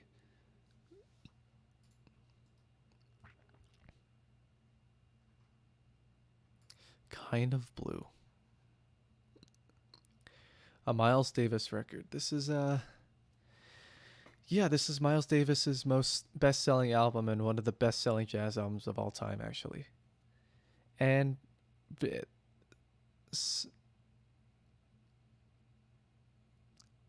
Freeform, yeah, like I guess what I'm saying is, yeah, some people prefer like a more structured things where they can see where they're going, um, and like what changes they have to do. But for that, they had one sort of key to play on, and then they just played around that. And this is at like the middle ground of it. Miles Davis is Kind of Blue, which came out in 1959.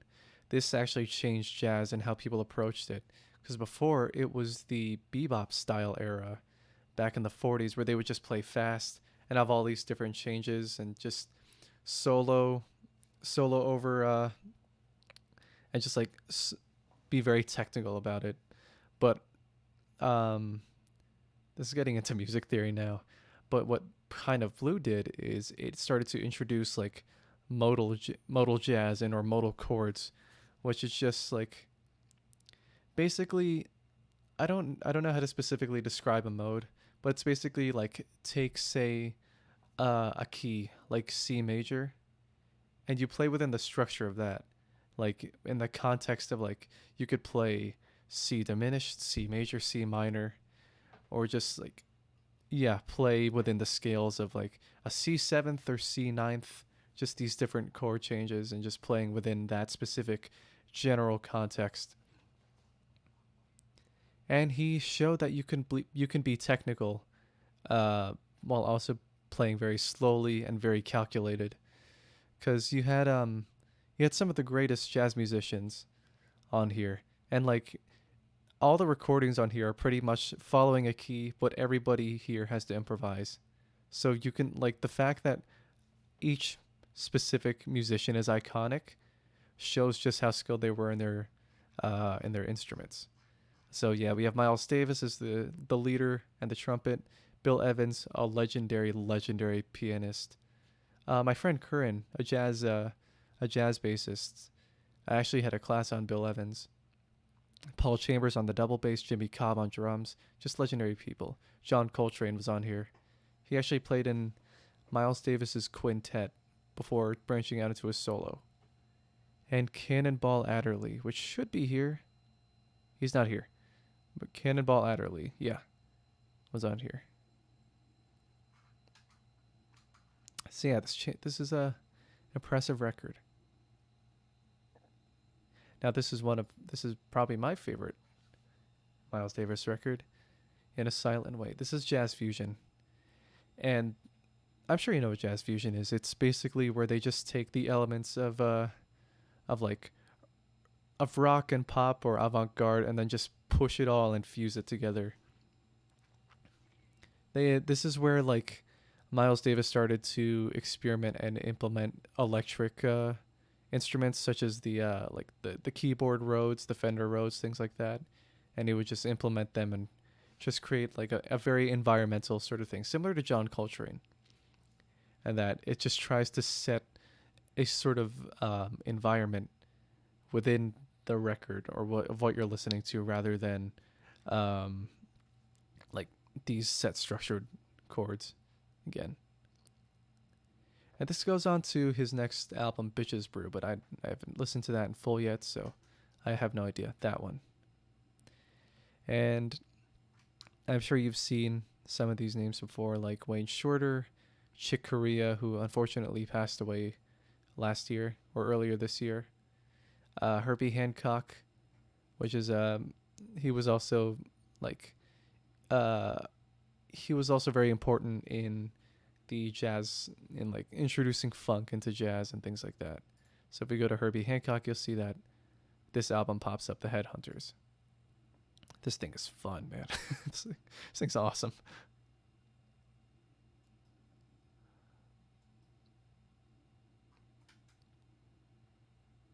What happened?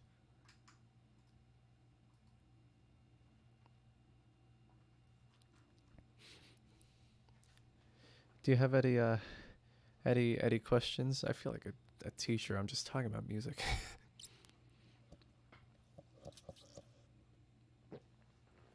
Anything you'd like to know more about before I move on to another one of the greatest records of all time?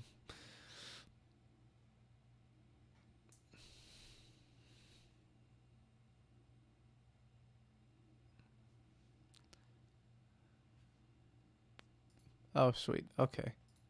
Anyway, yeah, Fleetwood Mac's Rumors. Um, what was it? Yeah, this is a very famous record, one of the best-selling records of all time. I think it's number 7 or 8. Yes. Oh hell yeah, Rumors.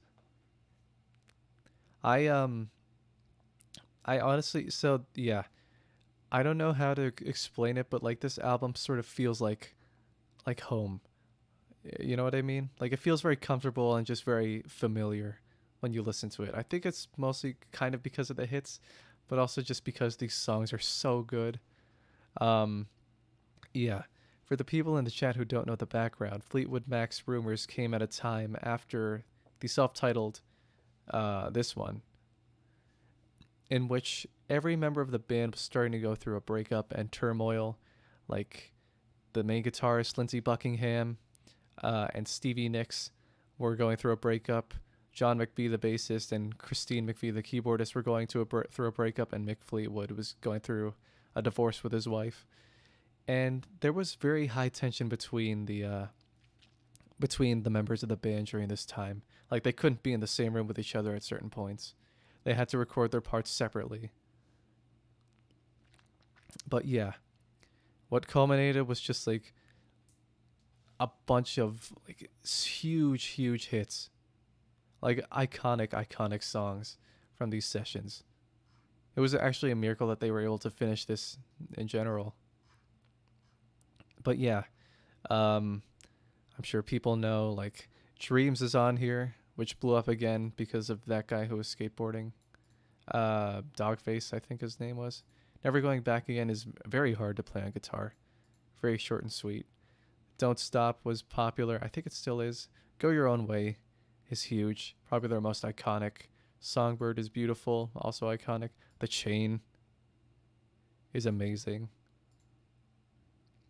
But yeah, each one follows into the narrative of just, yeah, heartbreak and love. These songs are very magical. They feel like home. And I don't think I need to explain further into why Fleetwood Mac's Rumors is great. So I'm just going to go on. Yeah.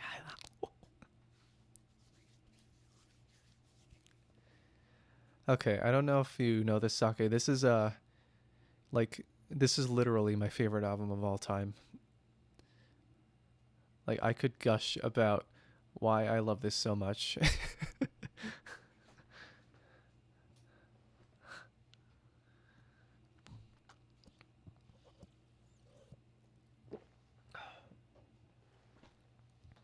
Oh my god, this is so good. It's actually I have it on vinyl too, and it's the one I protect the most because I don't want to damage it. Yeah, we're a Marvin. We don't do. There's no Marvin Gaye slander in this house, except for that possible. What? Never mind. Okay, yeah. Bit of background. Marvin Gaye wanted to create his own stuff because this came at a time when there was protests and the civil rights and everything, and he saw everything that was going on in the world, and he didn't want to stick to making love songs and singing about like baseless love that he did in his early career. So what he did was he made a single called What's Going On with some people. And the director Barry Gordy didn't like it because he liked it, but he didn't want to admit it to Marvin because he felt like releasing it would damage his career by being too political. But Marvin said that he wouldn't make any more music unless they released it. They released it in secret. It reached number 4 on the charts. And then Barry said, okay, make a whole album. He had 3 weeks. Which is why some stuff sounds like it's spliced into different parts, but It's all just like one big heavenly sound. It honestly feels, I don't know. Like I could listen to this and I could just sit back and just feel like I'm being enveloped. Like those things where people feel like they get like goosebumps and they feel like they're getting chills. I feel that with this album. Just like everything envelops you. It's like there's the wall of sound technique again, but it's not very cluttered. It's more like there's orchestral strings. It feels like there's things bouncing all around coming at you at once, while Marvin's voice is the cherry on top of all of it. There's everything from like strings to the little xylophone twangs to the little bells. Oh yeah, I completely agree. Yeah, I guess that's true. Nina Simone also is great in her own right. I have to listen to more of her albums. Um,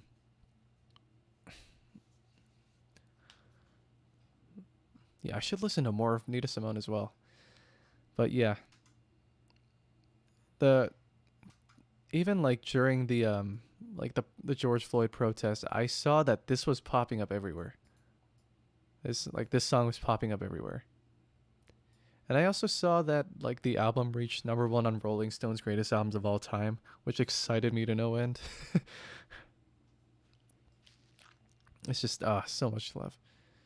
Like I can honestly say that I can of course I'll get tired of it because if I listen to it frequently, because like the first time I listened to it, I listened to it like 3 months straight. 3 to 5 months straight, once every day at least. But I can go back to it over and over like occasionally and just like not feel bored of it at all. Like I promise that not once. I have a lot of love for this record.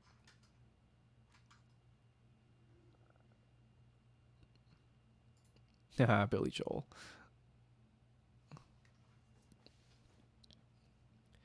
I'm a big Billy Joel fan. I grew up with Billy Joel, but I only grew up with the hits, and I didn't really delve into his discography. I knew he'd be good, and I knew I'd like his stuff, but I just never had the time to until now. And The Stranger is the one that I think is my favorite, just because like each song on it individually is so strong. Like I guess it relies less on like the concept of the album and more just excuse me, the individual song structures. This was the album that broke Billy out of the into the mainstream, because his last album Turnstiles, which while it was good, it didn't sell well, and he didn't know that, but Columbia Records was actually going to drop him if this album didn't do well. So, in order to achieve the sound he wanted, he used his live band, which he continued on until he stopped in 1993, and he actually got the producer of the Beatles, George Martin, to try to do it, but he didn't. George Martin didn't want to use his band, so he got Phil Ramone, and it's the rest is history, I guess. But there's a lot of hits on here. Moving Out, which is actually my favorite Billy Joel song, and it kicks off the whole album. Just the Way You Are, Scenes of an Italian Restaurant, Vienna, Only the Good Die Young, She's Always a Woman. They're all on here. I don't know what else to say. There's not really a lot to go deep into it. I just really enjoy this record. And Billy Joel. Okay.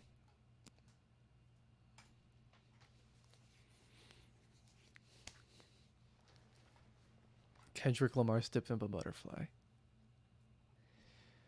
I think this is my favorite rap album of all time, and definitely one of my favorites.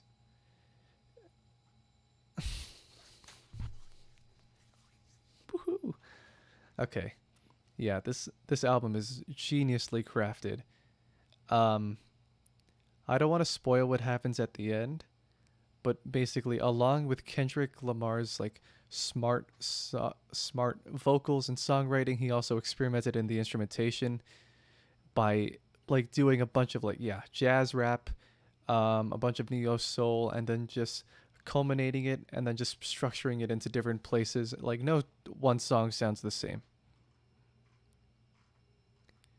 But over time, you'll see there's a poem that he reads as the album goes on, where he's like, I remember you was conflicted, misusing your influence," and then that will continue on, and then add further into the narrative of each song, of each line that he adds. Like it starts from, I think "You," which is a great song, and then it just keeps on going and building up, and then it culminates into the ending, which I really don't want to spoil. I'll just say that please check this out. This album is amazing. It's kind of long, 1 hour and 13 minutes, but it's completely worth it.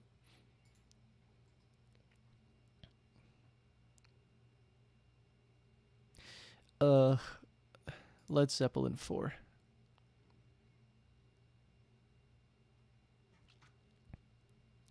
My favorite rapper? I guess so. He might be up there. Him or MF Doom.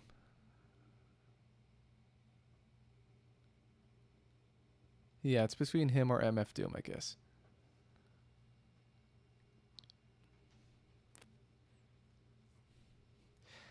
Uh, what was it? Led Zeppelin 4. Yeah, I don't know what else to say. This is not only this is one of the greatest hard rock albums of all time, because this is really where Led Zeppelin up to this point had a streak of just like building around the structure of blues and putting a heavy twang into it. And they released this anonymously because they didn't want their name to be associated with it, because they saw Led Zeppelin 3 sold poorly because there was a sound expected for them. So they just released it like that, and it's still sold. It's actually their best-selling record. I think 15 million units. But yeah, everything, like the base, it's pretty much set the future basis for hard rock and metal, because you have songs like Black Dog and Rock and Roll, and Stairway to Heaven is on here, and Going to California and When the Levee Breaks. There's just all songs that really set the structure for like future hard rock, and just, yeah, I don't know what else to say. Anything else? Oh, Sean Lennon's Plastic Ono Band. This is one of the rawest albums I've ever heard. This is this is when John Lennon broke up with the hell yeah, Plastic Ono Band. Yeah, this is when John broke up fully with the Beatles, and he fully accepted it in this. And it's very low key. I was very surprised to find how much I enjoyed this record. And just like how everything was so hooky with so little, especially with Ringo. I feel like some of Ringo's best drumming is on this record. But yeah, this was during the time when John Lennon was like prescribed by his therapist to use scream therapy, where he would just like scream his emotions. So that's why Mother sounds so raw, because he's just screaming. It's like all the trauma that he sort of built up as he was growing up is just suddenly being released into this record, and he's putting it out there. He's remolding himself as a new raw artist. And God was controversial, but it's still a great song. Yes, what is it, Sake? What is your question? Ugh. I don't know. I said yeah. It tastes kind of good.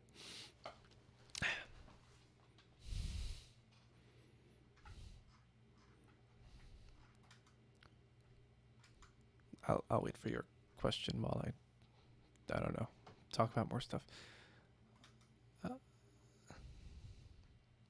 I'm drinking an iced tea, and I think the band would have broken up at that time. They would have broken up around the same time. I feel like Yoko just sort of like exacerbated it a little, because there were already in tensions around the White Album sessions, ever since like the death of their manager Brian Epstein. So no, I don't think it was Yoko's fault. I think there was just she was put in an unfortunate circumstance that just sort of like put her as like the that that just sort of put her at like the old scapegoat for the band because everybody was so upset. But no, I don't think Yoko did anything to break it up. It was the ball was already rolling before she joined.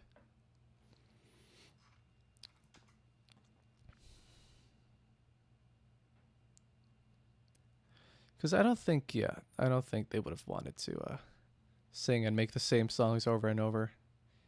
And they left at the right time because if they, I don't know, their legacy was set in stone when they broke up because like there was already a huge change in sound and they were already branching out.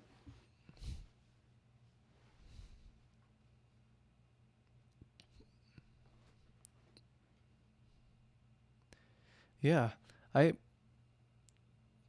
I know people didn't like her version of or her Plastic Ono Band, but I thought it was really cool.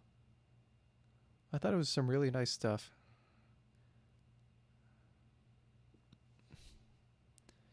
Um, I should go back and give it a listen and rate it later. But I really did enjoy her Yoko Plastic Ono Band. And I'm going to listen to some other stuff of hers too. Mad Villainy. Mad Villainy. Ooh. This thing's amazing. Oh, it's so good. Yeah, Mad Villainy is the love child of a producer, Madlib, and underground rapper and slash producer MF Doom. You could see that actually the album is actually supposed to resemble that Madonna record, the one where the lines in the orange, and that's why they have the square there because I thought it would be funny because it looks just like the Madonna record. Um, yeah, this is just a bunch of like great beats, a bunch of what was it? It's just a bunch of great beats, a bunch of very experimental stuff, like stuff that was too ahead of its time for 2004, and also layer that in with just MF Doom's writing, because this is some of his best writing here. It's all just like it's like somebody's hitting you with a like continuous punches over. There's no room for to breathe.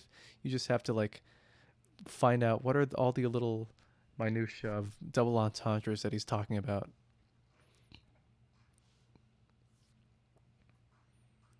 Um,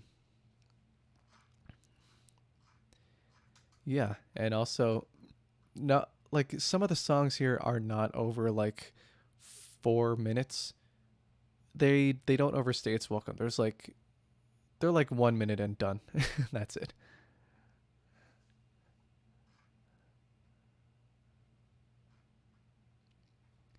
So yeah, you'll have stuff like Meat Grinder, which is amazing. Accordion, um, all caps is one of their most famous. I think it was used in the Boondocks too. I think a lot of Doom's music was used in the Boondocks because he had to deal with Adult Swim. And I think Eric Andre even said he interned with MF Doom at Stone's Throw Records. Yeah, I think there was a scene where they used all caps.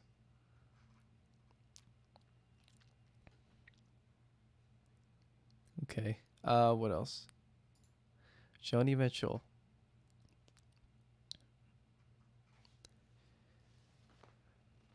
I know people say like Bob Dylan and some other people like James Taylor. I feel like I feel like Joni Mitchell is my favorite singer songwriter of all time. Just I think a part of it is just because like she uses her weird chords, quote unquote, and that she'll restring her guitars to make new keys. And it's just she'll just make something that's just um that can't be copied. And she is just like some of the what was it, the basis of what people think a singer-songwriter is, with like the these heavy metaphors of maybe clouds or just ice cream or something like that. I'm pretty sure they all originated from Joni. I'm pretty sure they all did. And this is, I think, her heaviest record. This was Blue. She wrote this during a bout of depression, and like Van Gogh, she was able to turn that depression into something positive and translate it into her music. This is also her most consistent record, and it just like I feel like every song here just makes me want to cry, or almost not every song, but like the ones that are meant to, they feel like they do. Little Green, which they didn't know at the time was about her child that she gave up for adoption. Blue, which will probably make me cry. River is beautiful. What was it? Yeah, but everything else is just very soft. It's very heartwarming. It's like there's a hope at the end of the tunnel, even during this period of her life.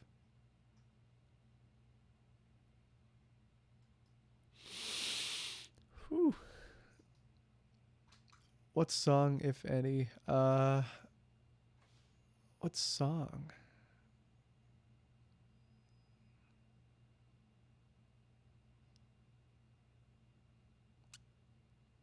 What song will make me cry?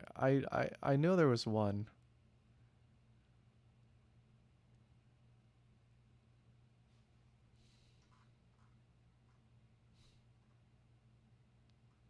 I forgot the name of it. How did I forget the name of the song that makes me cry? uh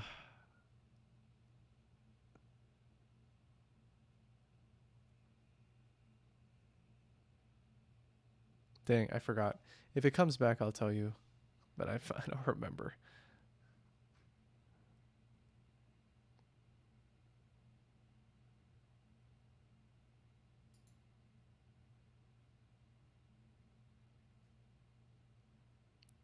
Oh, that's nice. I think I've heard the vocal version of that. I gotta listen to it again, but I think, yeah, it's beautiful.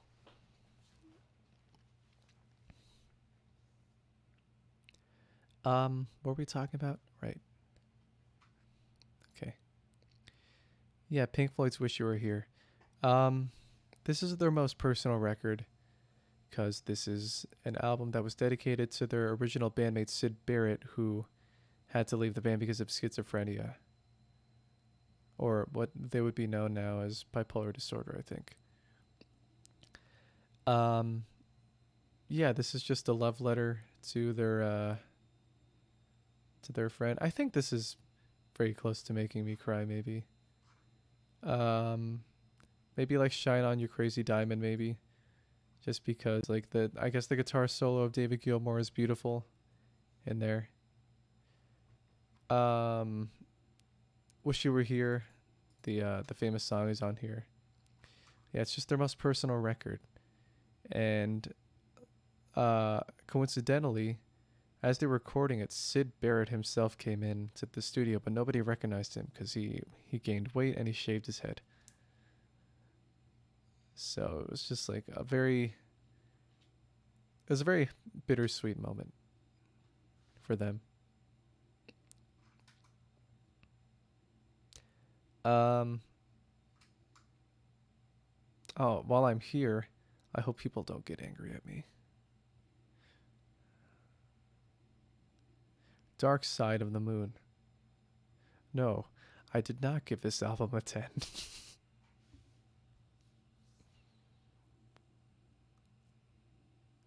Sorry, people. No. I. It is a good record. I don't think it's their most ambitious. I feel like they've done a lot better since then. Because you have a lot of great songs in here, like Great Gig in the Sky.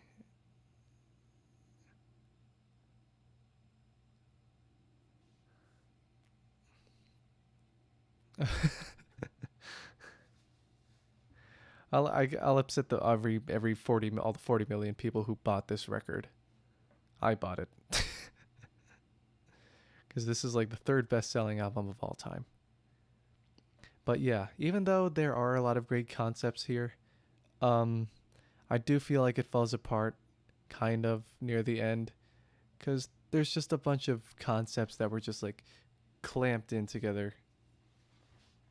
And it didn't feel like there was really any set structure. Because, I mean, the first half is great, starting with Money. And, I mean, these songs are also great too, but it sort of feels like it falls apart. It doesn't have the same emphasis that was set in the beginning. And they've done some much better stuff, like, again, Wish You Were Here, and the other stuff, the other album that I'll get into. The Wall. Wow, The Wall. Wow.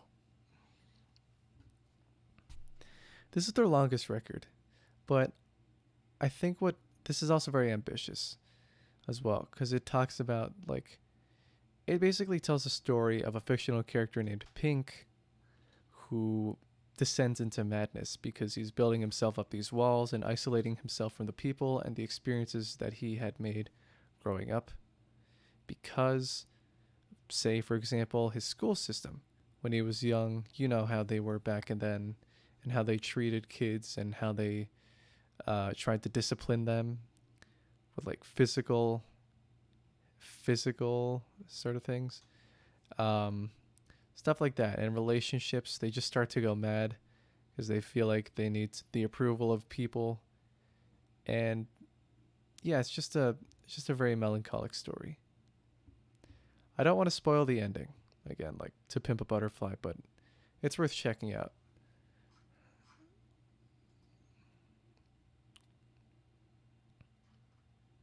Oh, Radiohead. Wow.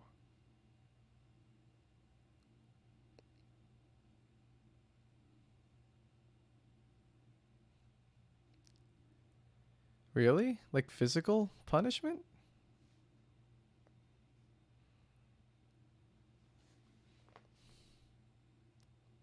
Hmm.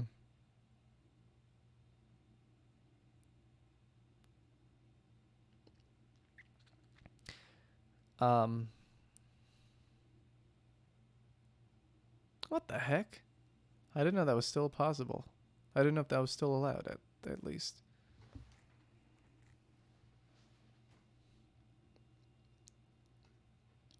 Well, that's unfortunate that they still have physical thing. Anyway, OK Computer.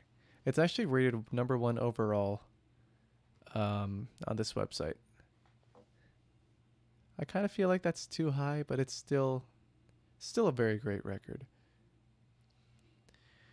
This is when they were coming off the bends and they were just trying to experiment and create different stuff.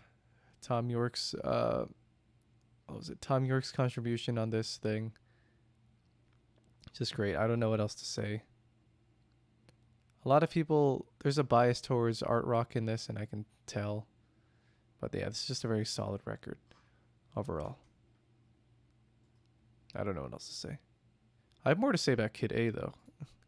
It's probably my favorite album from them. Just because it, like, if they made a follow-up to OK Computer, Radiohead probably could have been the biggest band in the world.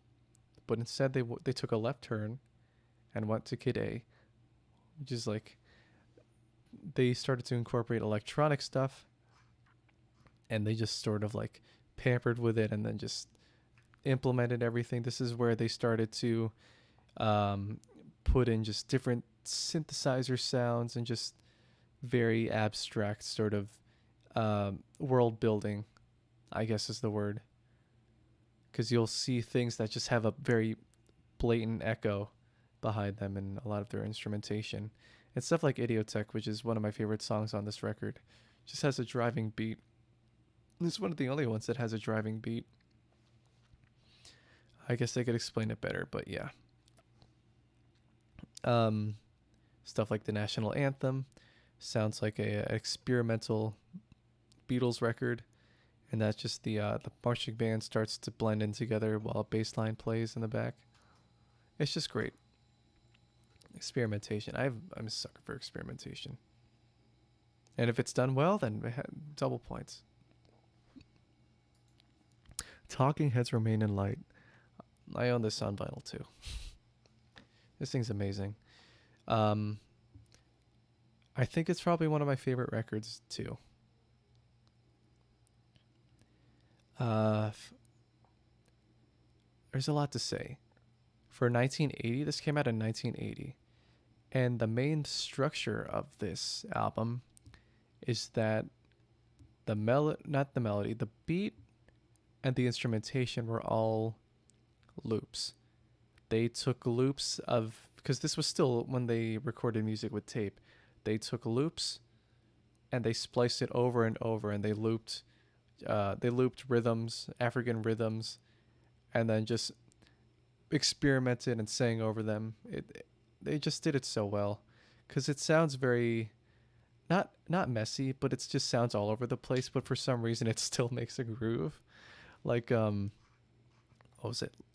Born Under Punches makes a groove. Yeah, Born Under Punches. The Great Curve is my favorite song on this album, just because it drives so much. Once in a Lifetime is their most famous on this. I think you've seen the music video for this, for Once in a Lifetime, right?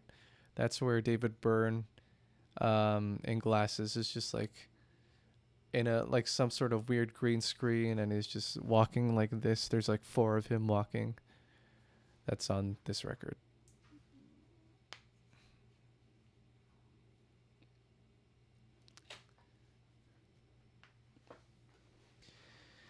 And it's very cool, because it sort of drones over, like over time. You like it, even the way they end it is cool.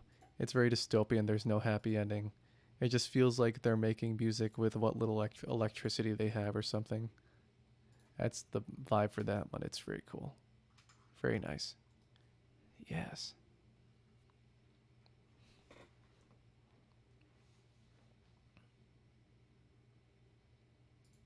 The Velvet Underground and Nico.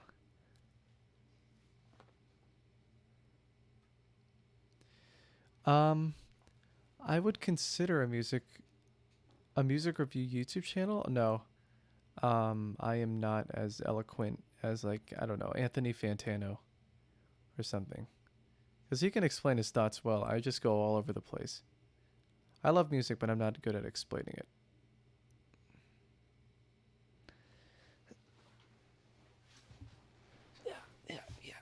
Yeah. Also, I'm still begging Anthony Fantano to review. Yeah, that's true. But he knows what to look for. I don't know what to look for. I'm just playing. I'm still begging Fantano to review a Stevie Wonder album for Classics Week. Anyway, the Velvet Underground and Nico. This is the first art rock album.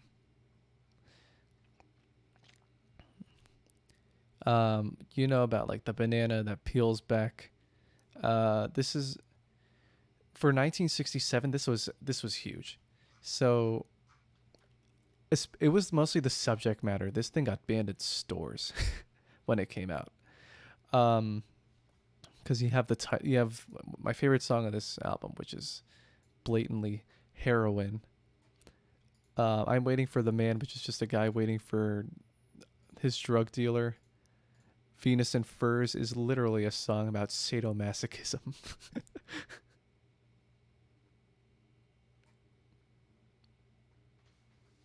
Oh my god.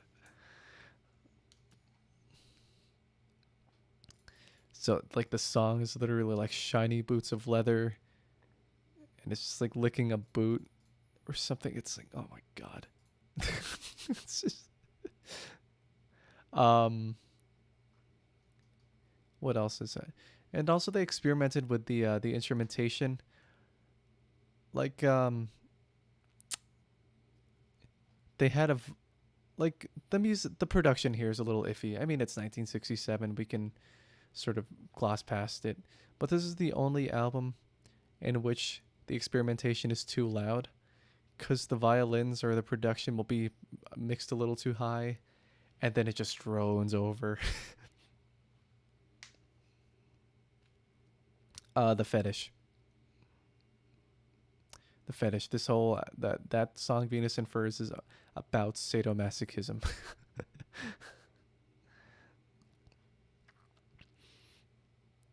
Yeah, this got banned in 1967.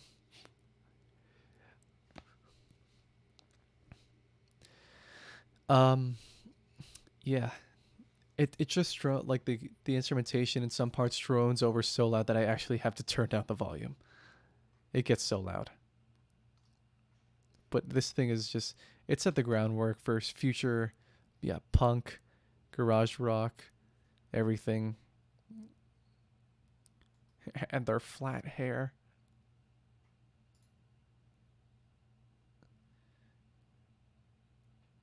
I'll get to that later, but I wanted to talk about this first if it'll load. Dude, I love this game. And I also love the soundtrack for this. I could literally, like, this is, I'll literally just put this on and walk around and I'll be okay.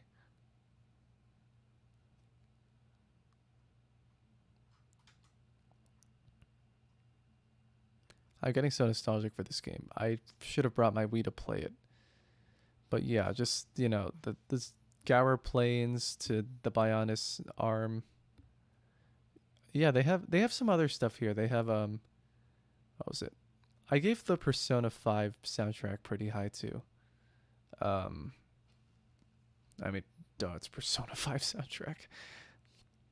But yeah, I think the highest gaming soundtrack on this website is Silent Hill 2. Yeah, not only is it one of my favorite games of all time, I think it's my favorite. Wake up, get out there. Dude, I gotta play it. I gotta play it. I don't have a PS3 or PS4. So I can only bump the soundtrack until I get it. Yeah. In fairness, I've played Persona 1, a little bit of it, on my computer, which is probably not the best idea because it's Persona 1. That's okay. I love the sound. I love this game. I love this soundtrack. It's beautiful. Chef's kiss. I love it till I die.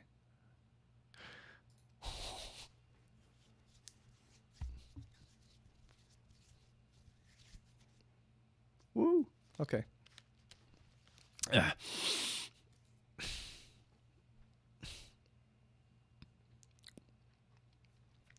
What was it?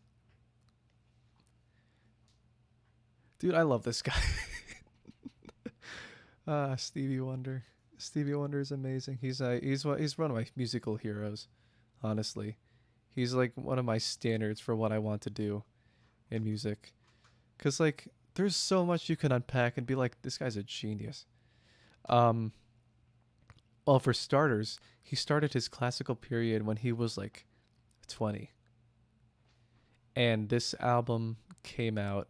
He wrote everything. He arranged everything. A majority of the instrument. He's like pretty much a one-man band. He produces his own. He writes his own music. He arranges them and he produces them. He plays pretty much all the instruments. He plays the drums. He plays, of course, the piano, the harmonica. It's just crazy. But yeah, Talking Book is where it really set up. I'll go to these later.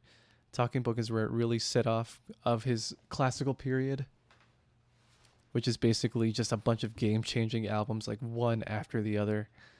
And this is like pretty much the seminal start of it. Music of My Mind started in pretty much, but this is where it like sort of fleshed out.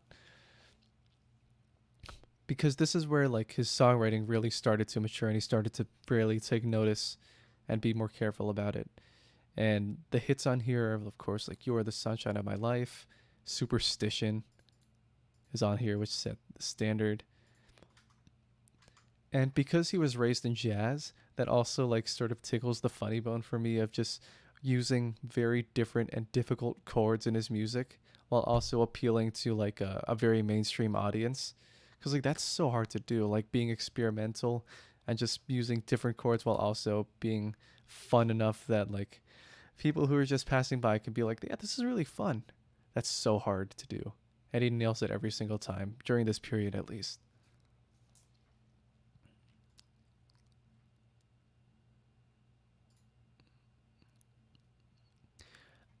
Inner Visions. This is my favorite Stevie album and one of my favorite albums of all time. I mean, of course, a Stevie album's gonna be on here. Inner Visions. This is sort of like Stevie Wonder's Marvin Gaye's What's Going On, and then he tackled different issues. What was it? He tackled different issues, and he just sort of laid out the groundwork of what's going on, essentially. Like, if What's Going On was asking questions, Stevie was giving the answers of, like, blatantly, like, here it is. This is literally it. And I think I told you, like, I really like the Electro Voice RE20 microphone that streamers use, like Ethan, like H3H3 or Pokimane use, I think. And I wanted to get one. Like, I sure could have gotten, like, the SM7B, but the main reason why I wanted to get it was because he used it. Like, he specifically used it on Inner Visions. That was the vocals used the Electro Voice RE20. Like, there are pictures of him and videos, interviews where he's literally using that same microphone live.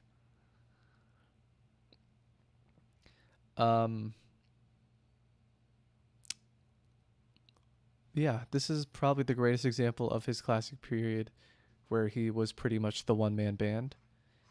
Because if you go to the credits,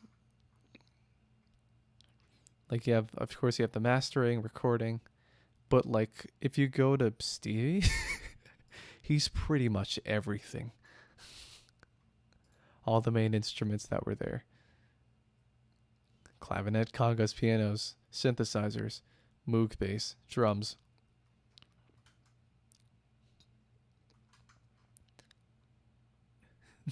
Everything. Oh yeah, everything, LOL. But yeah, say hits on here were like Living for the City, Higher Ground, Don't You Worry About a Thing, which I think Tori Kelly covered for Sing, right? Because I went to look up the song and I saw Tori Kelly covered it for the Sing soundtrack. And I was like, a song from Inner Visions? Brie covered? I was like, whoa.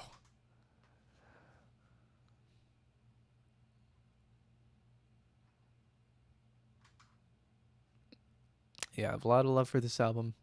Moving on to his magnum opus. Waha.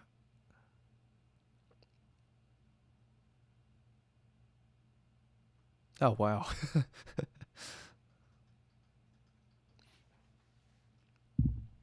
Wow. Well, anyway, while the Sing movie is getting criticized, I'll just go to Songs of the Key of Life. Yeah, even though this is, like, I think this is also one of my favorite albums, even though, like, I prefer Inner Visions. This is, I feel like, the culmination of pretty much everything he's done. And this thing is long too. The runtime is an hour and 45 minutes, I believe.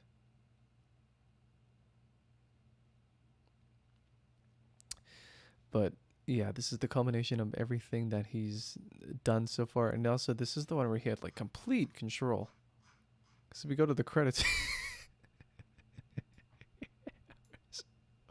Woo. Woo. Okay. Yeah. There were so many hits on here. Because this is just a song about life and singing about whatever was going on and just the beauty of it. Like, this is a song that would make me cry, actually, probably from here. There's actually quite a few.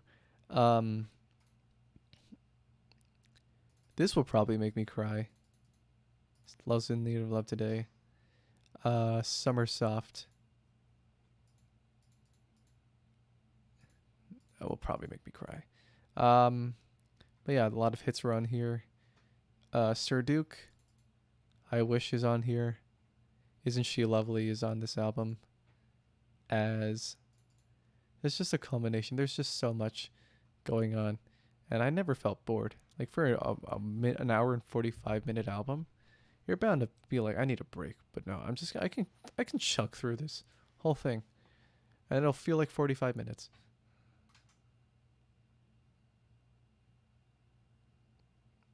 It's just pretty much the culmination of everything. Everything great. He's still alive. I'm talking like he's dead. He's still alive. And I think just like, I don't know, there's a lot of merit just with how young he was.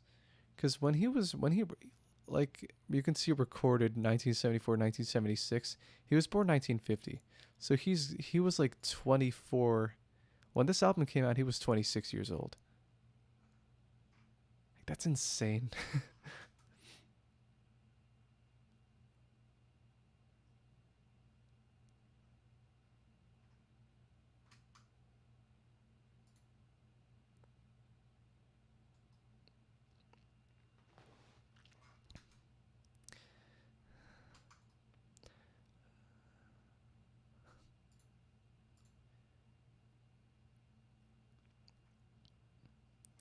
What am I going into? I'll go to here. I'll do a little bit more. The White Album. This is like the Beatles essentially made it like a blank slate so that you could just be like, yeah, we threw everything in here.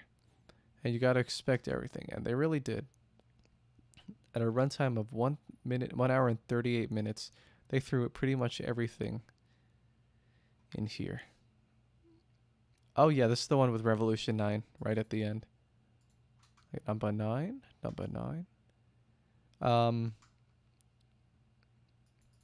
Yeah, so many seminal songs. USSR. This one, da. While my guitar gently weeps. Happiness is a warm gun. Blackbird.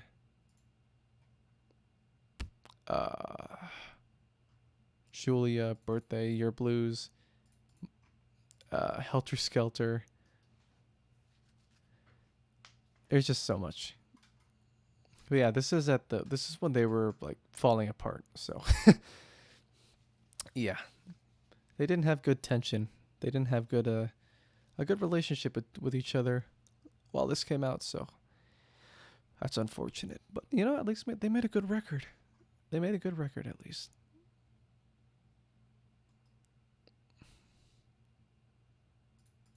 Yeah. Ooh, look how high it is too. I wish I could own this album on vinyl.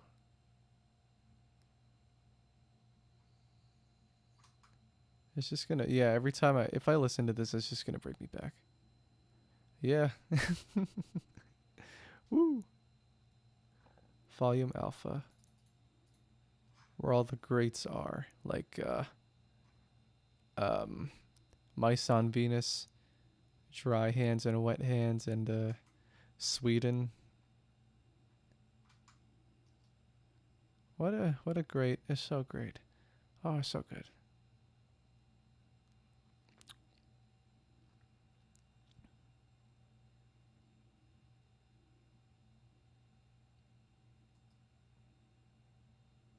I have heard Kingdom Hearts music. I do like Kingdom Hearts' music. For recital, actually, for my piano recital one time I had to play we were playing Disney music and I played Dearly Beloved for my piano recital. That was the last one before my diploma.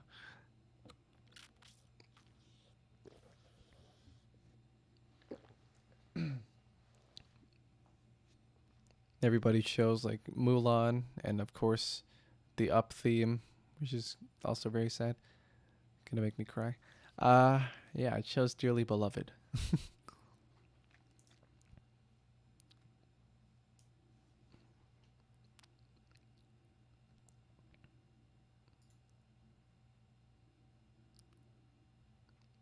Okay, this is cool. This is a live album by the man in black himself, Johnny Cash. This thing's badass. He recorded this live in a prison. At Folsom Prison. And just the way the interactions that he got along with the crowd and everything is just very like very outlawish. And I mean he pretty much was an outlaw at the time. He got in trouble with the law himself too. This is just the way he did that and the way he coerced alongside the prison One of the people there said, like, if he said to write, they literally would have righted. Also, the track listing is great because it appealed to the prison crowd, like his seminal Folsom Prison Blues, Dark as a Dungeon, Jackson with his wife June Carter. Just everything. This thing's so cool. His charisma with the crowd. What a guy. The Man in Black, Johnny Cash. This actually outsold the White Album in 1968 in the United States. It actually, it outsold the White Album.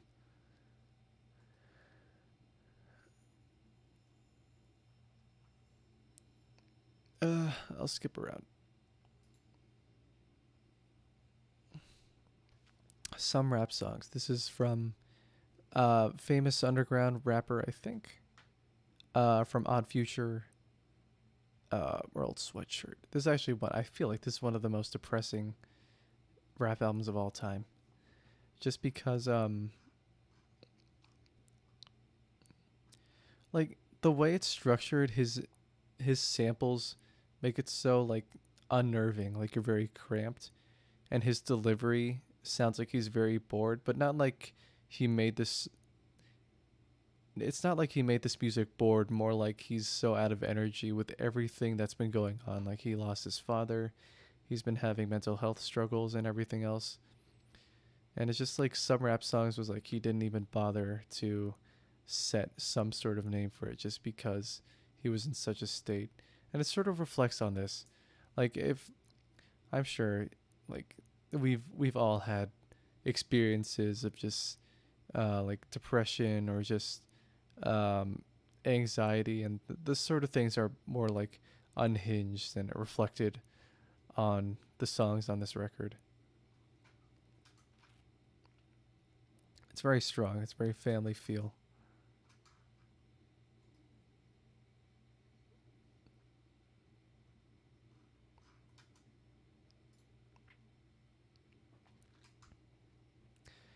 Yeah, this is wow. Also, I was a little pissed off because I went to check this and it beat it, and I was like, no, you can't do that. Don't do that. Don't do that. Anyway, Frank Ocean's Blonde. This is actually probably one of my favorites too. I got it on vinyl too. Can you believe it? This is basically just you'll see that it's called Blonde, and it's also Blonde here, which is basically just a representation of Frank Ocean, um, coming to terms with his, I guess, his bisexuality, and just it's very atmospheric. Just because the theme of duality is constantly played out throughout this record. Um, this it doesn't really prioritize like overblown production and just over the top songs. It's very minimalistic in the way it approaches song structure. Excuse me. Because behind Frank Ocean's vocals, basically all you'll have most of the time is one or two instruments. And the driving drum tracks or drum beats would usually just be way in the background. That you won't even hear it unless you put it on like full volume or you have some sort of bass that allows you to feel it. And there's a lot of very seminal tracks on here. Pink and White, Solo, Self Control, Nights, which had that meme about like, the Nights beat switch, and it'll just like go from a ticking guitar and then immediately drop into just a lo-fi sort of beat. This thing is definitely an instant classic. Everything was very meticulous in the way it was planned out. It runs at exactly an hour long. And the beat switch on Nights happens at the 30-minute mark.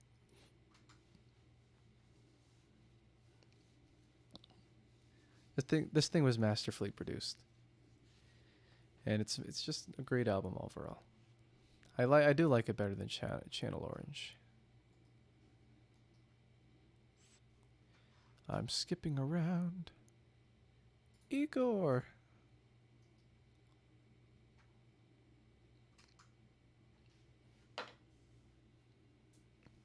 I am a fan of Tyler the Creator. I actually have Igor on vinyl too. This thing's wild. It's actually some of the most fun I've had listening to an album. It basically tells the story of Tyler's character who falls in love with a man who at the same time is seeing another woman, and he tries to tear him apart. He tries to tear him away from her, and he like the way he becomes very obsessive with him starts to develop, or he turns into sort of a monster, or just his mindset, and it just takes him a while for him to come to terms with it. And by the end, it sort of loops around where he's like, well, maybe I can, if I go back to it, like, are we still friends? Or if I go back to it, it just sort of loops that mindset. Earthquake is on here, which was obviously a big hit. A Boy's a Gun, New Magic Wand.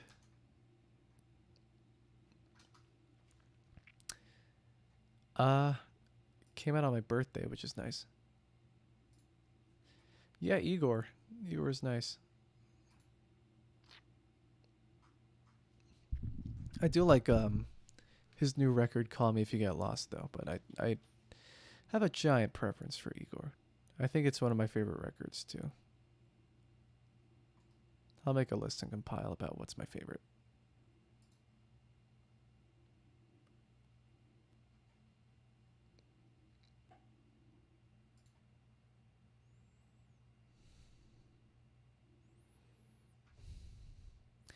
Hey, yo, hold on a second.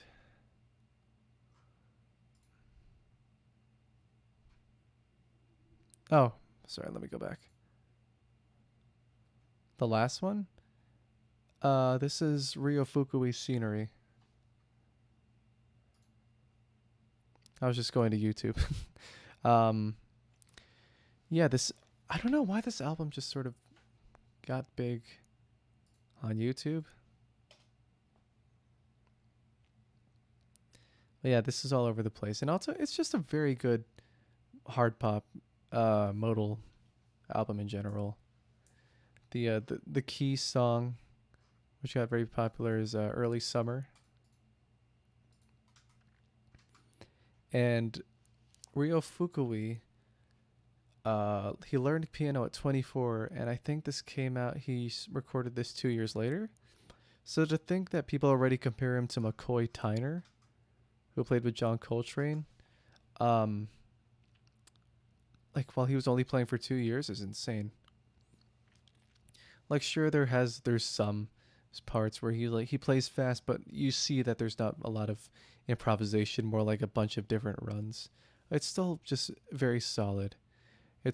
I guess it sort of adds into the way it makes him distinct with his own style, at least during this time.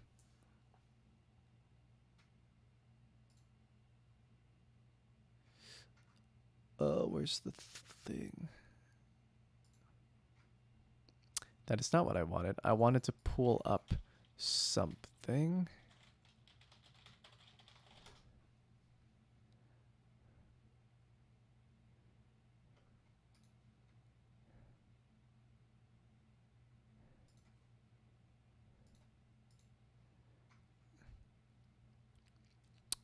Also, my mouth hurts, so I'm just gonna plug my own stuff.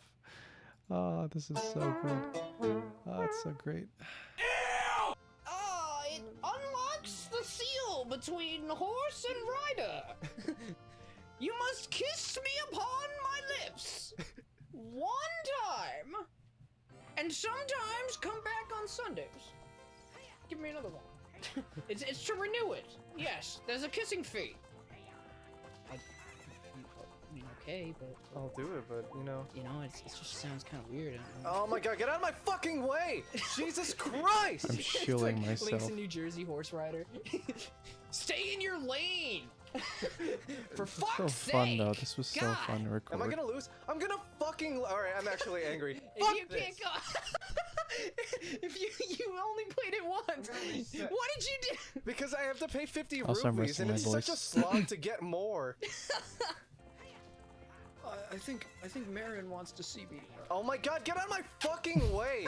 Jesus Christ, and now I'm gonna I think it lose. was If you're not gonna because go like 80, don't there was go a in lot the of left soundproofing, lane. and just Oh, because there you thank go. God. I don't know, Fuck you act different around Oh my people. God, I don't know why I I get mean, so they're all the tilted. Why? Are same. you They're all the Because real it's you. such a pain in the But it's ass just if you like lose, some we'll get all people cocky bring and out then you the gotta other get 50 in you more just because rupees. it's more fun. If you're great. Waluigi, stop! Wah! You have to beat him again? Yeah, and then he'll let me. Why? keep What up was the- he? What was he like? He was like, "This is bullshit." Yeah. I don't know why rematch." this got me Oh. so yeah, and angry. he was like, "You can get out of my! Oh my God! No, no, no, no, no! Oh, I for hope I don't get fuck's this sake. angry when I play it on the randomizer. Ah, Just kill him. Dude. this is bullshit. Can you pull your bow This out? is bullshit. Are you gonna? Are you gonna reset?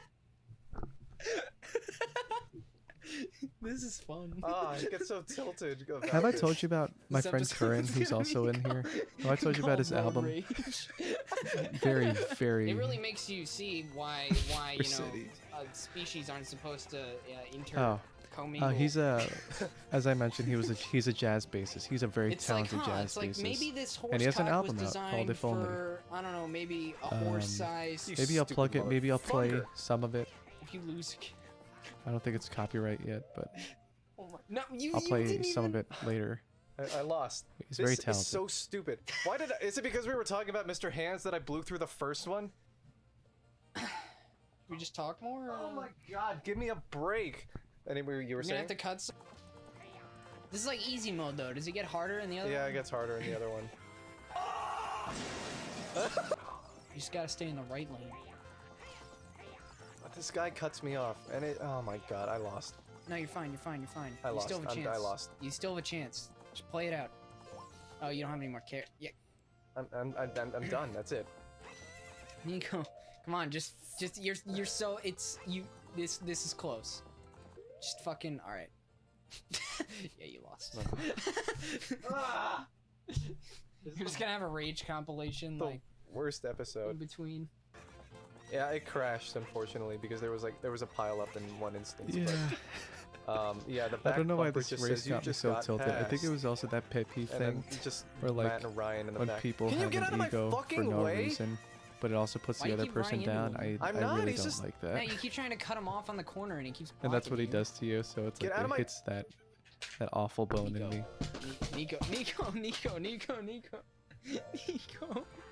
Nico, no. Fuck this. Oh dear. Oh my God. You know. Keep that. That poor controller. Dude. Yeah. Have you ever considered its feelings? Facts don't care about feelings. You know what? I'm just gonna go to Kakariko. I don't care. I don't care. I'm fine. Ah, Fanny the platypus. I stapled my balls to the carpet. You're on, old man. You fucking boomer. He's in my fucking way.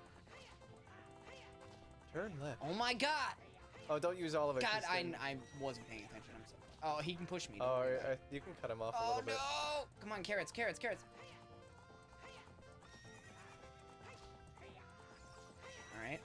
All right. It's going well. Okay. So far, so good. Yeah. All right, Nico. Yeah. What happened? If I win this. No. What? No. What? What wager? Anyway, let's just keep going. Nico. If the great Nico. I'm gonna win. No. Well, I'm gonna win. Nico. I'm Um. so sorry. The great Gendor found out about this. You can keep the horse. What will happen? Who knows? I remember secretly hoping that like Curran would actually beat this. Welp. The moment of truth. Am I gonna first try, idiot? Why didn't he got a head start? It's that was fine. bullshit. You got an acceleration though. All right. Okay. Nico. I swear to God.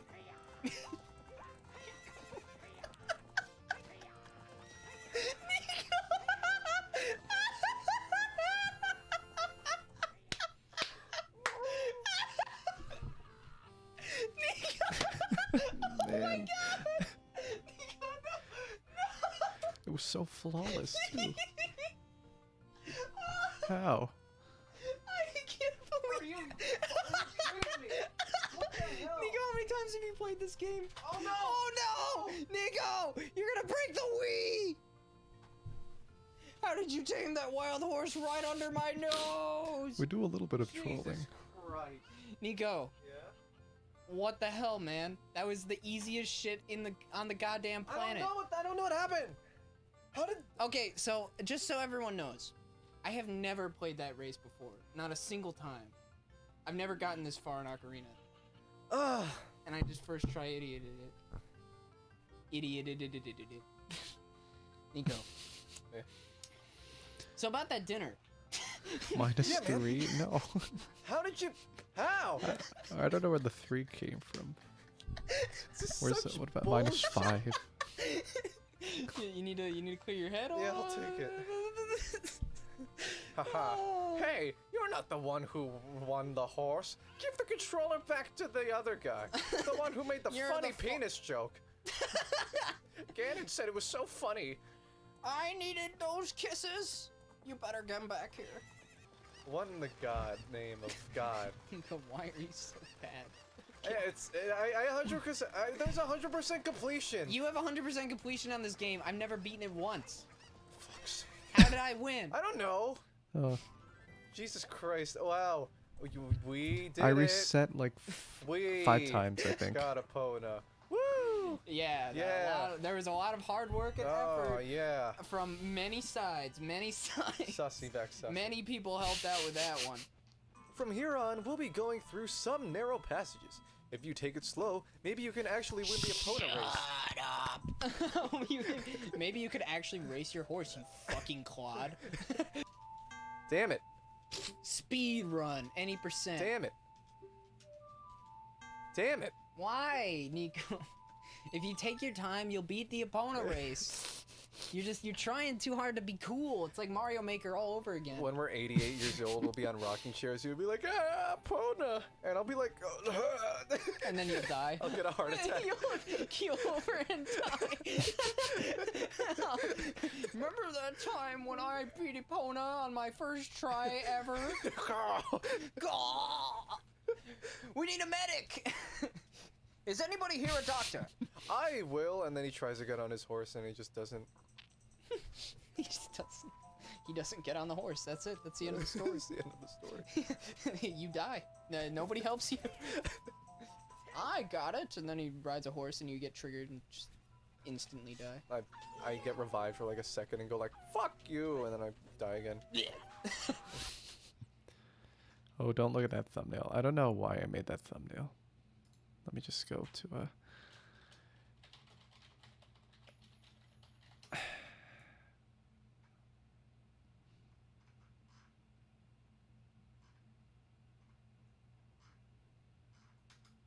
Where's Pocket Dimensions? I think this is it.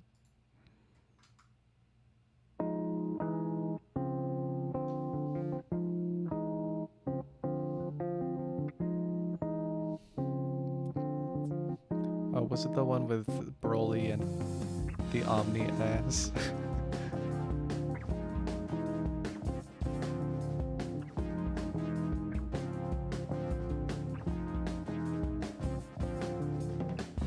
Oh, the guy, the guy with the giant dingling that I cropped out.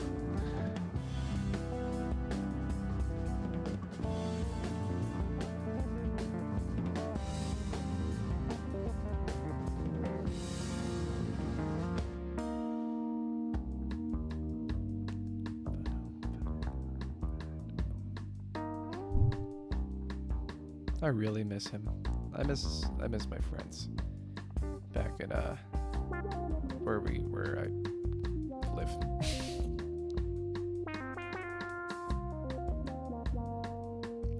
I sometimes I'll find myself watching ClaimVictoryGaming just because I miss them.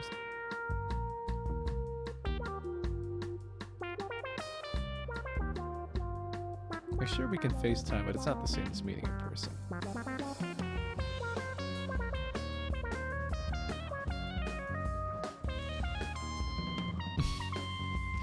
No, it's good. Oh yeah, I'll stop, but yeah, I get what you mean.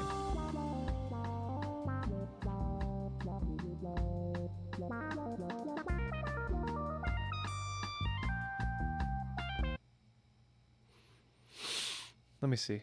There was one that I really liked. Was it Introspect?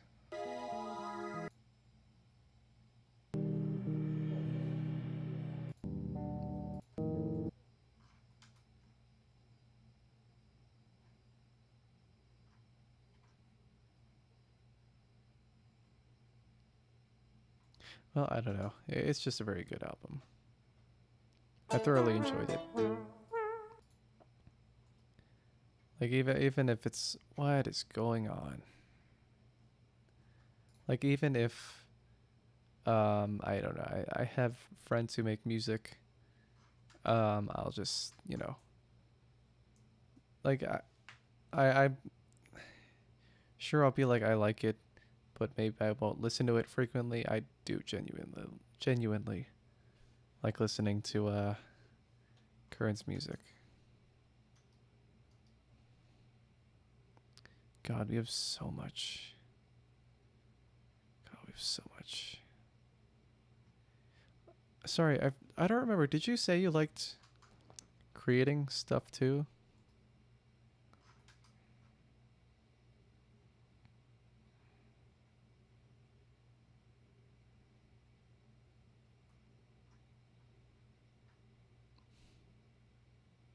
Uh, I just I like creating stuff. I don't know. There's just something about being hands-on about. I edited a huge majority of these videos. Once we'd finish a recording session, I immediately get on it just because I loved doing it. Just loved editing and making it as funny as can be without overstaying my welcome in some parts, I guess.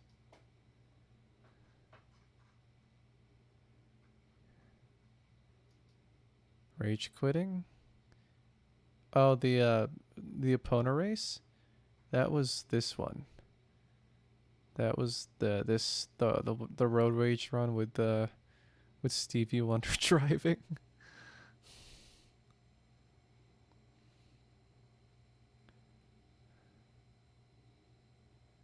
I'll click it.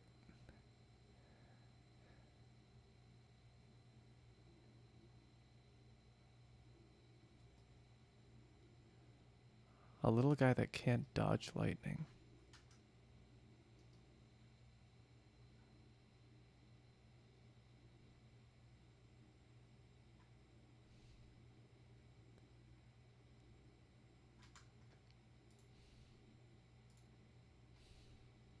Oh, the Helltaker episode?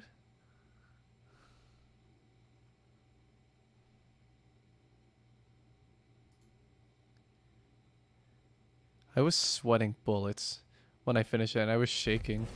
Ah, that was my fault. Wow. Who knew that getting so frustrated that you completely lose track of what your patterns were would negatively affect you when you play a video game? Yeah. What's going on? Is you repetitive shit. Ugh. I'm slogging my ass through this. Yo. This is so stupid. I really gotta improve my mic audio. Bitch. You don't give me room to breathe. I'm sure there's gonna be some sort of wave of relief that washes over me if I beat this thing. It's not gonna be nice though. Like, I know this is, I mean, the layout of this is really cool. Don't get me wrong. I guess I'm just frustrated with this because there's no room to breathe. Son of a bitch. Oh my god. I like how my hair is like, there's so much. Like getting more and more matted to my forehead. And then you just put it willy-nilly. Thanks. Thank you so much. Maybe the pattern's insane. The Kool-Aid Man.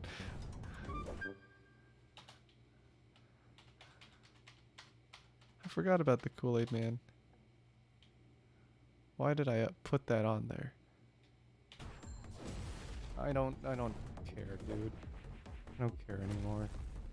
If I win, then so be it. This has just turned into, like, appreciation of the new levels to... Wow. I didn't get a haircut since... I want to scream Bloody Mary. Maybe this is a... Maybe that's it. Maybe this is a representation of us at Demon wanting to rip... I didn't wanting get a to rip off the haircut. limbs of the And I had a lore master, ponytail then. or whoever is running My this. hair is still growing. Okay, so it does go It's back been and 3 forth. I'm months. just not paying attention. No, I got a haircut Faster. later in June. Up. Oh, my hair's long. Gonna turn Fuck into this. Link. Fuck this so much. The fire. Fuck this. I got hit with the center. And then I think I just kept going too, right? Like I didn't even bother to be like, haha, funny thing. I just kept going. Oh my god, these are so old. Oh my god. This is still getting views. This is gonna ruin my this ruined my algorithm. 275, and people are staying for that. I got all these subscribers because of this. And then when I make another video, I'm gonna lose some, and then it'll ruin my algorithm. It's okay.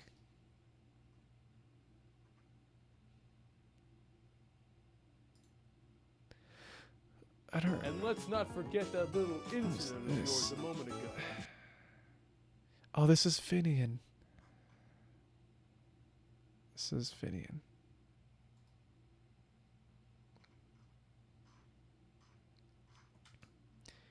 Anything else you want to look at, or should I just click willy-nilly?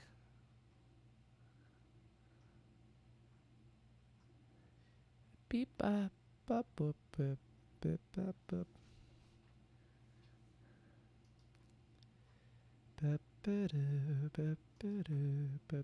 I want to play copyrighted music. What do you mean I can't play? Okay. No, his name is Willie. He will. Never mind. Never mind.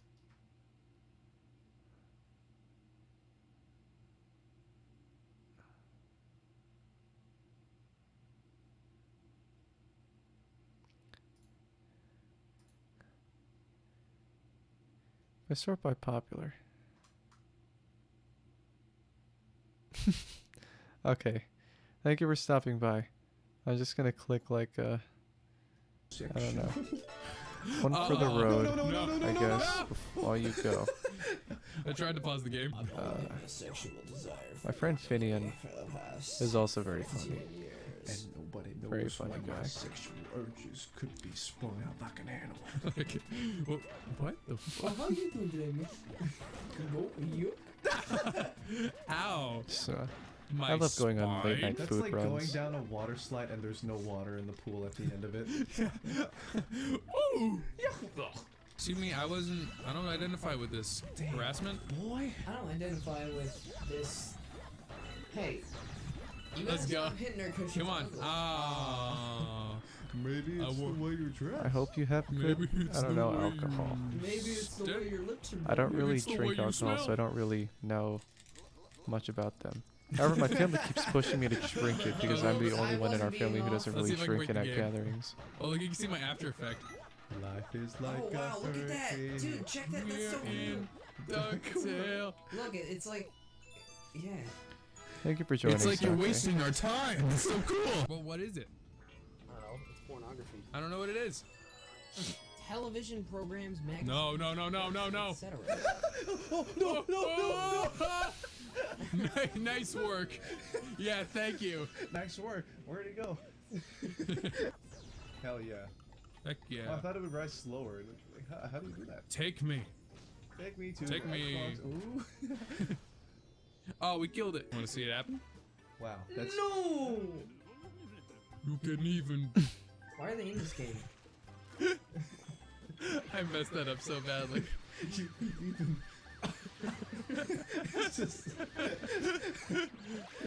wow. Thanks for the riveting Oh conversation. no, no, no, no, no, no. See ya, Sake. No! Watch this.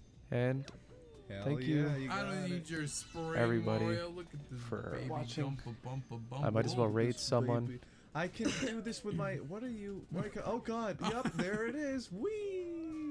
I don't even need to say anything. Like, just watching you two commit through the descendant Let's Let's raid. madness. I don't need no spring of Mario. I got my wits and my cap and my.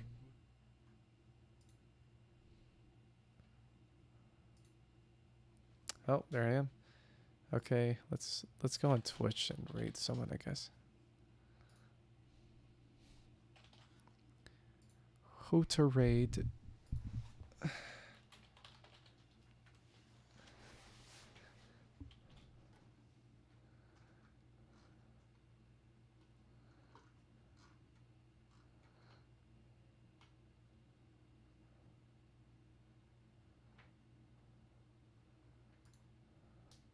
I guess let's go to a small one.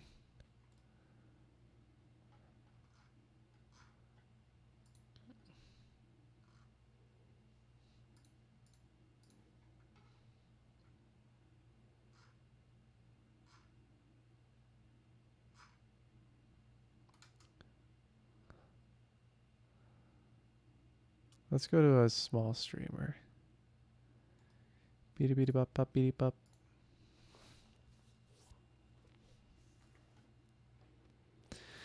I don't know, Mario Kart, I guess.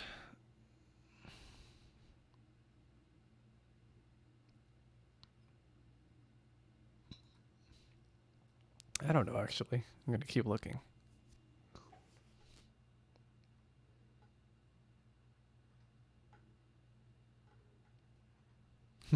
There's a small streamer named XQC.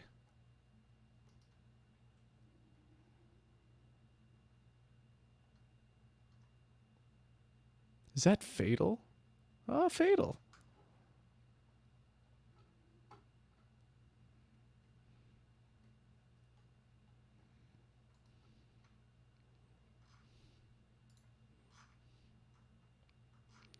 I'm waiting for the day that you will come again. Or how about a music stream?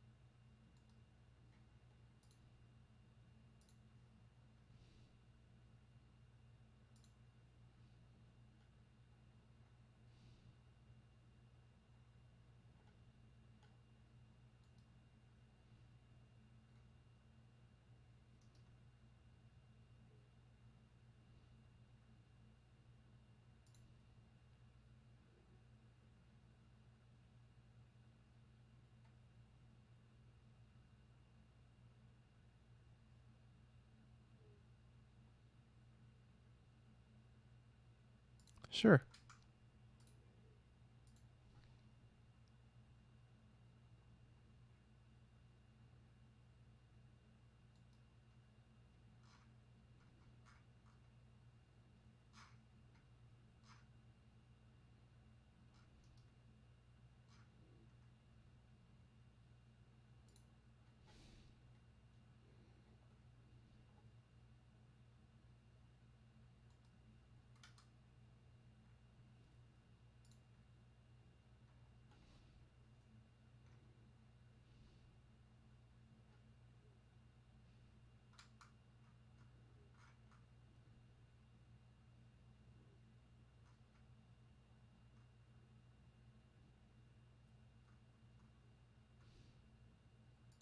I don't know. They're live.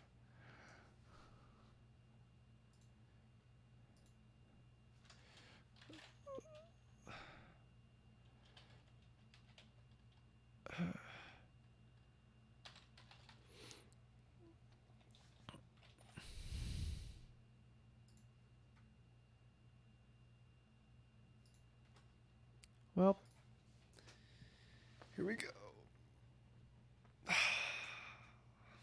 was fun.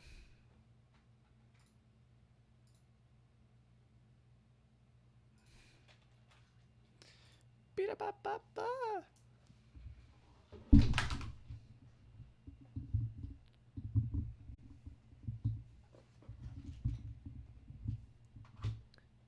Oh, fuck. They all left.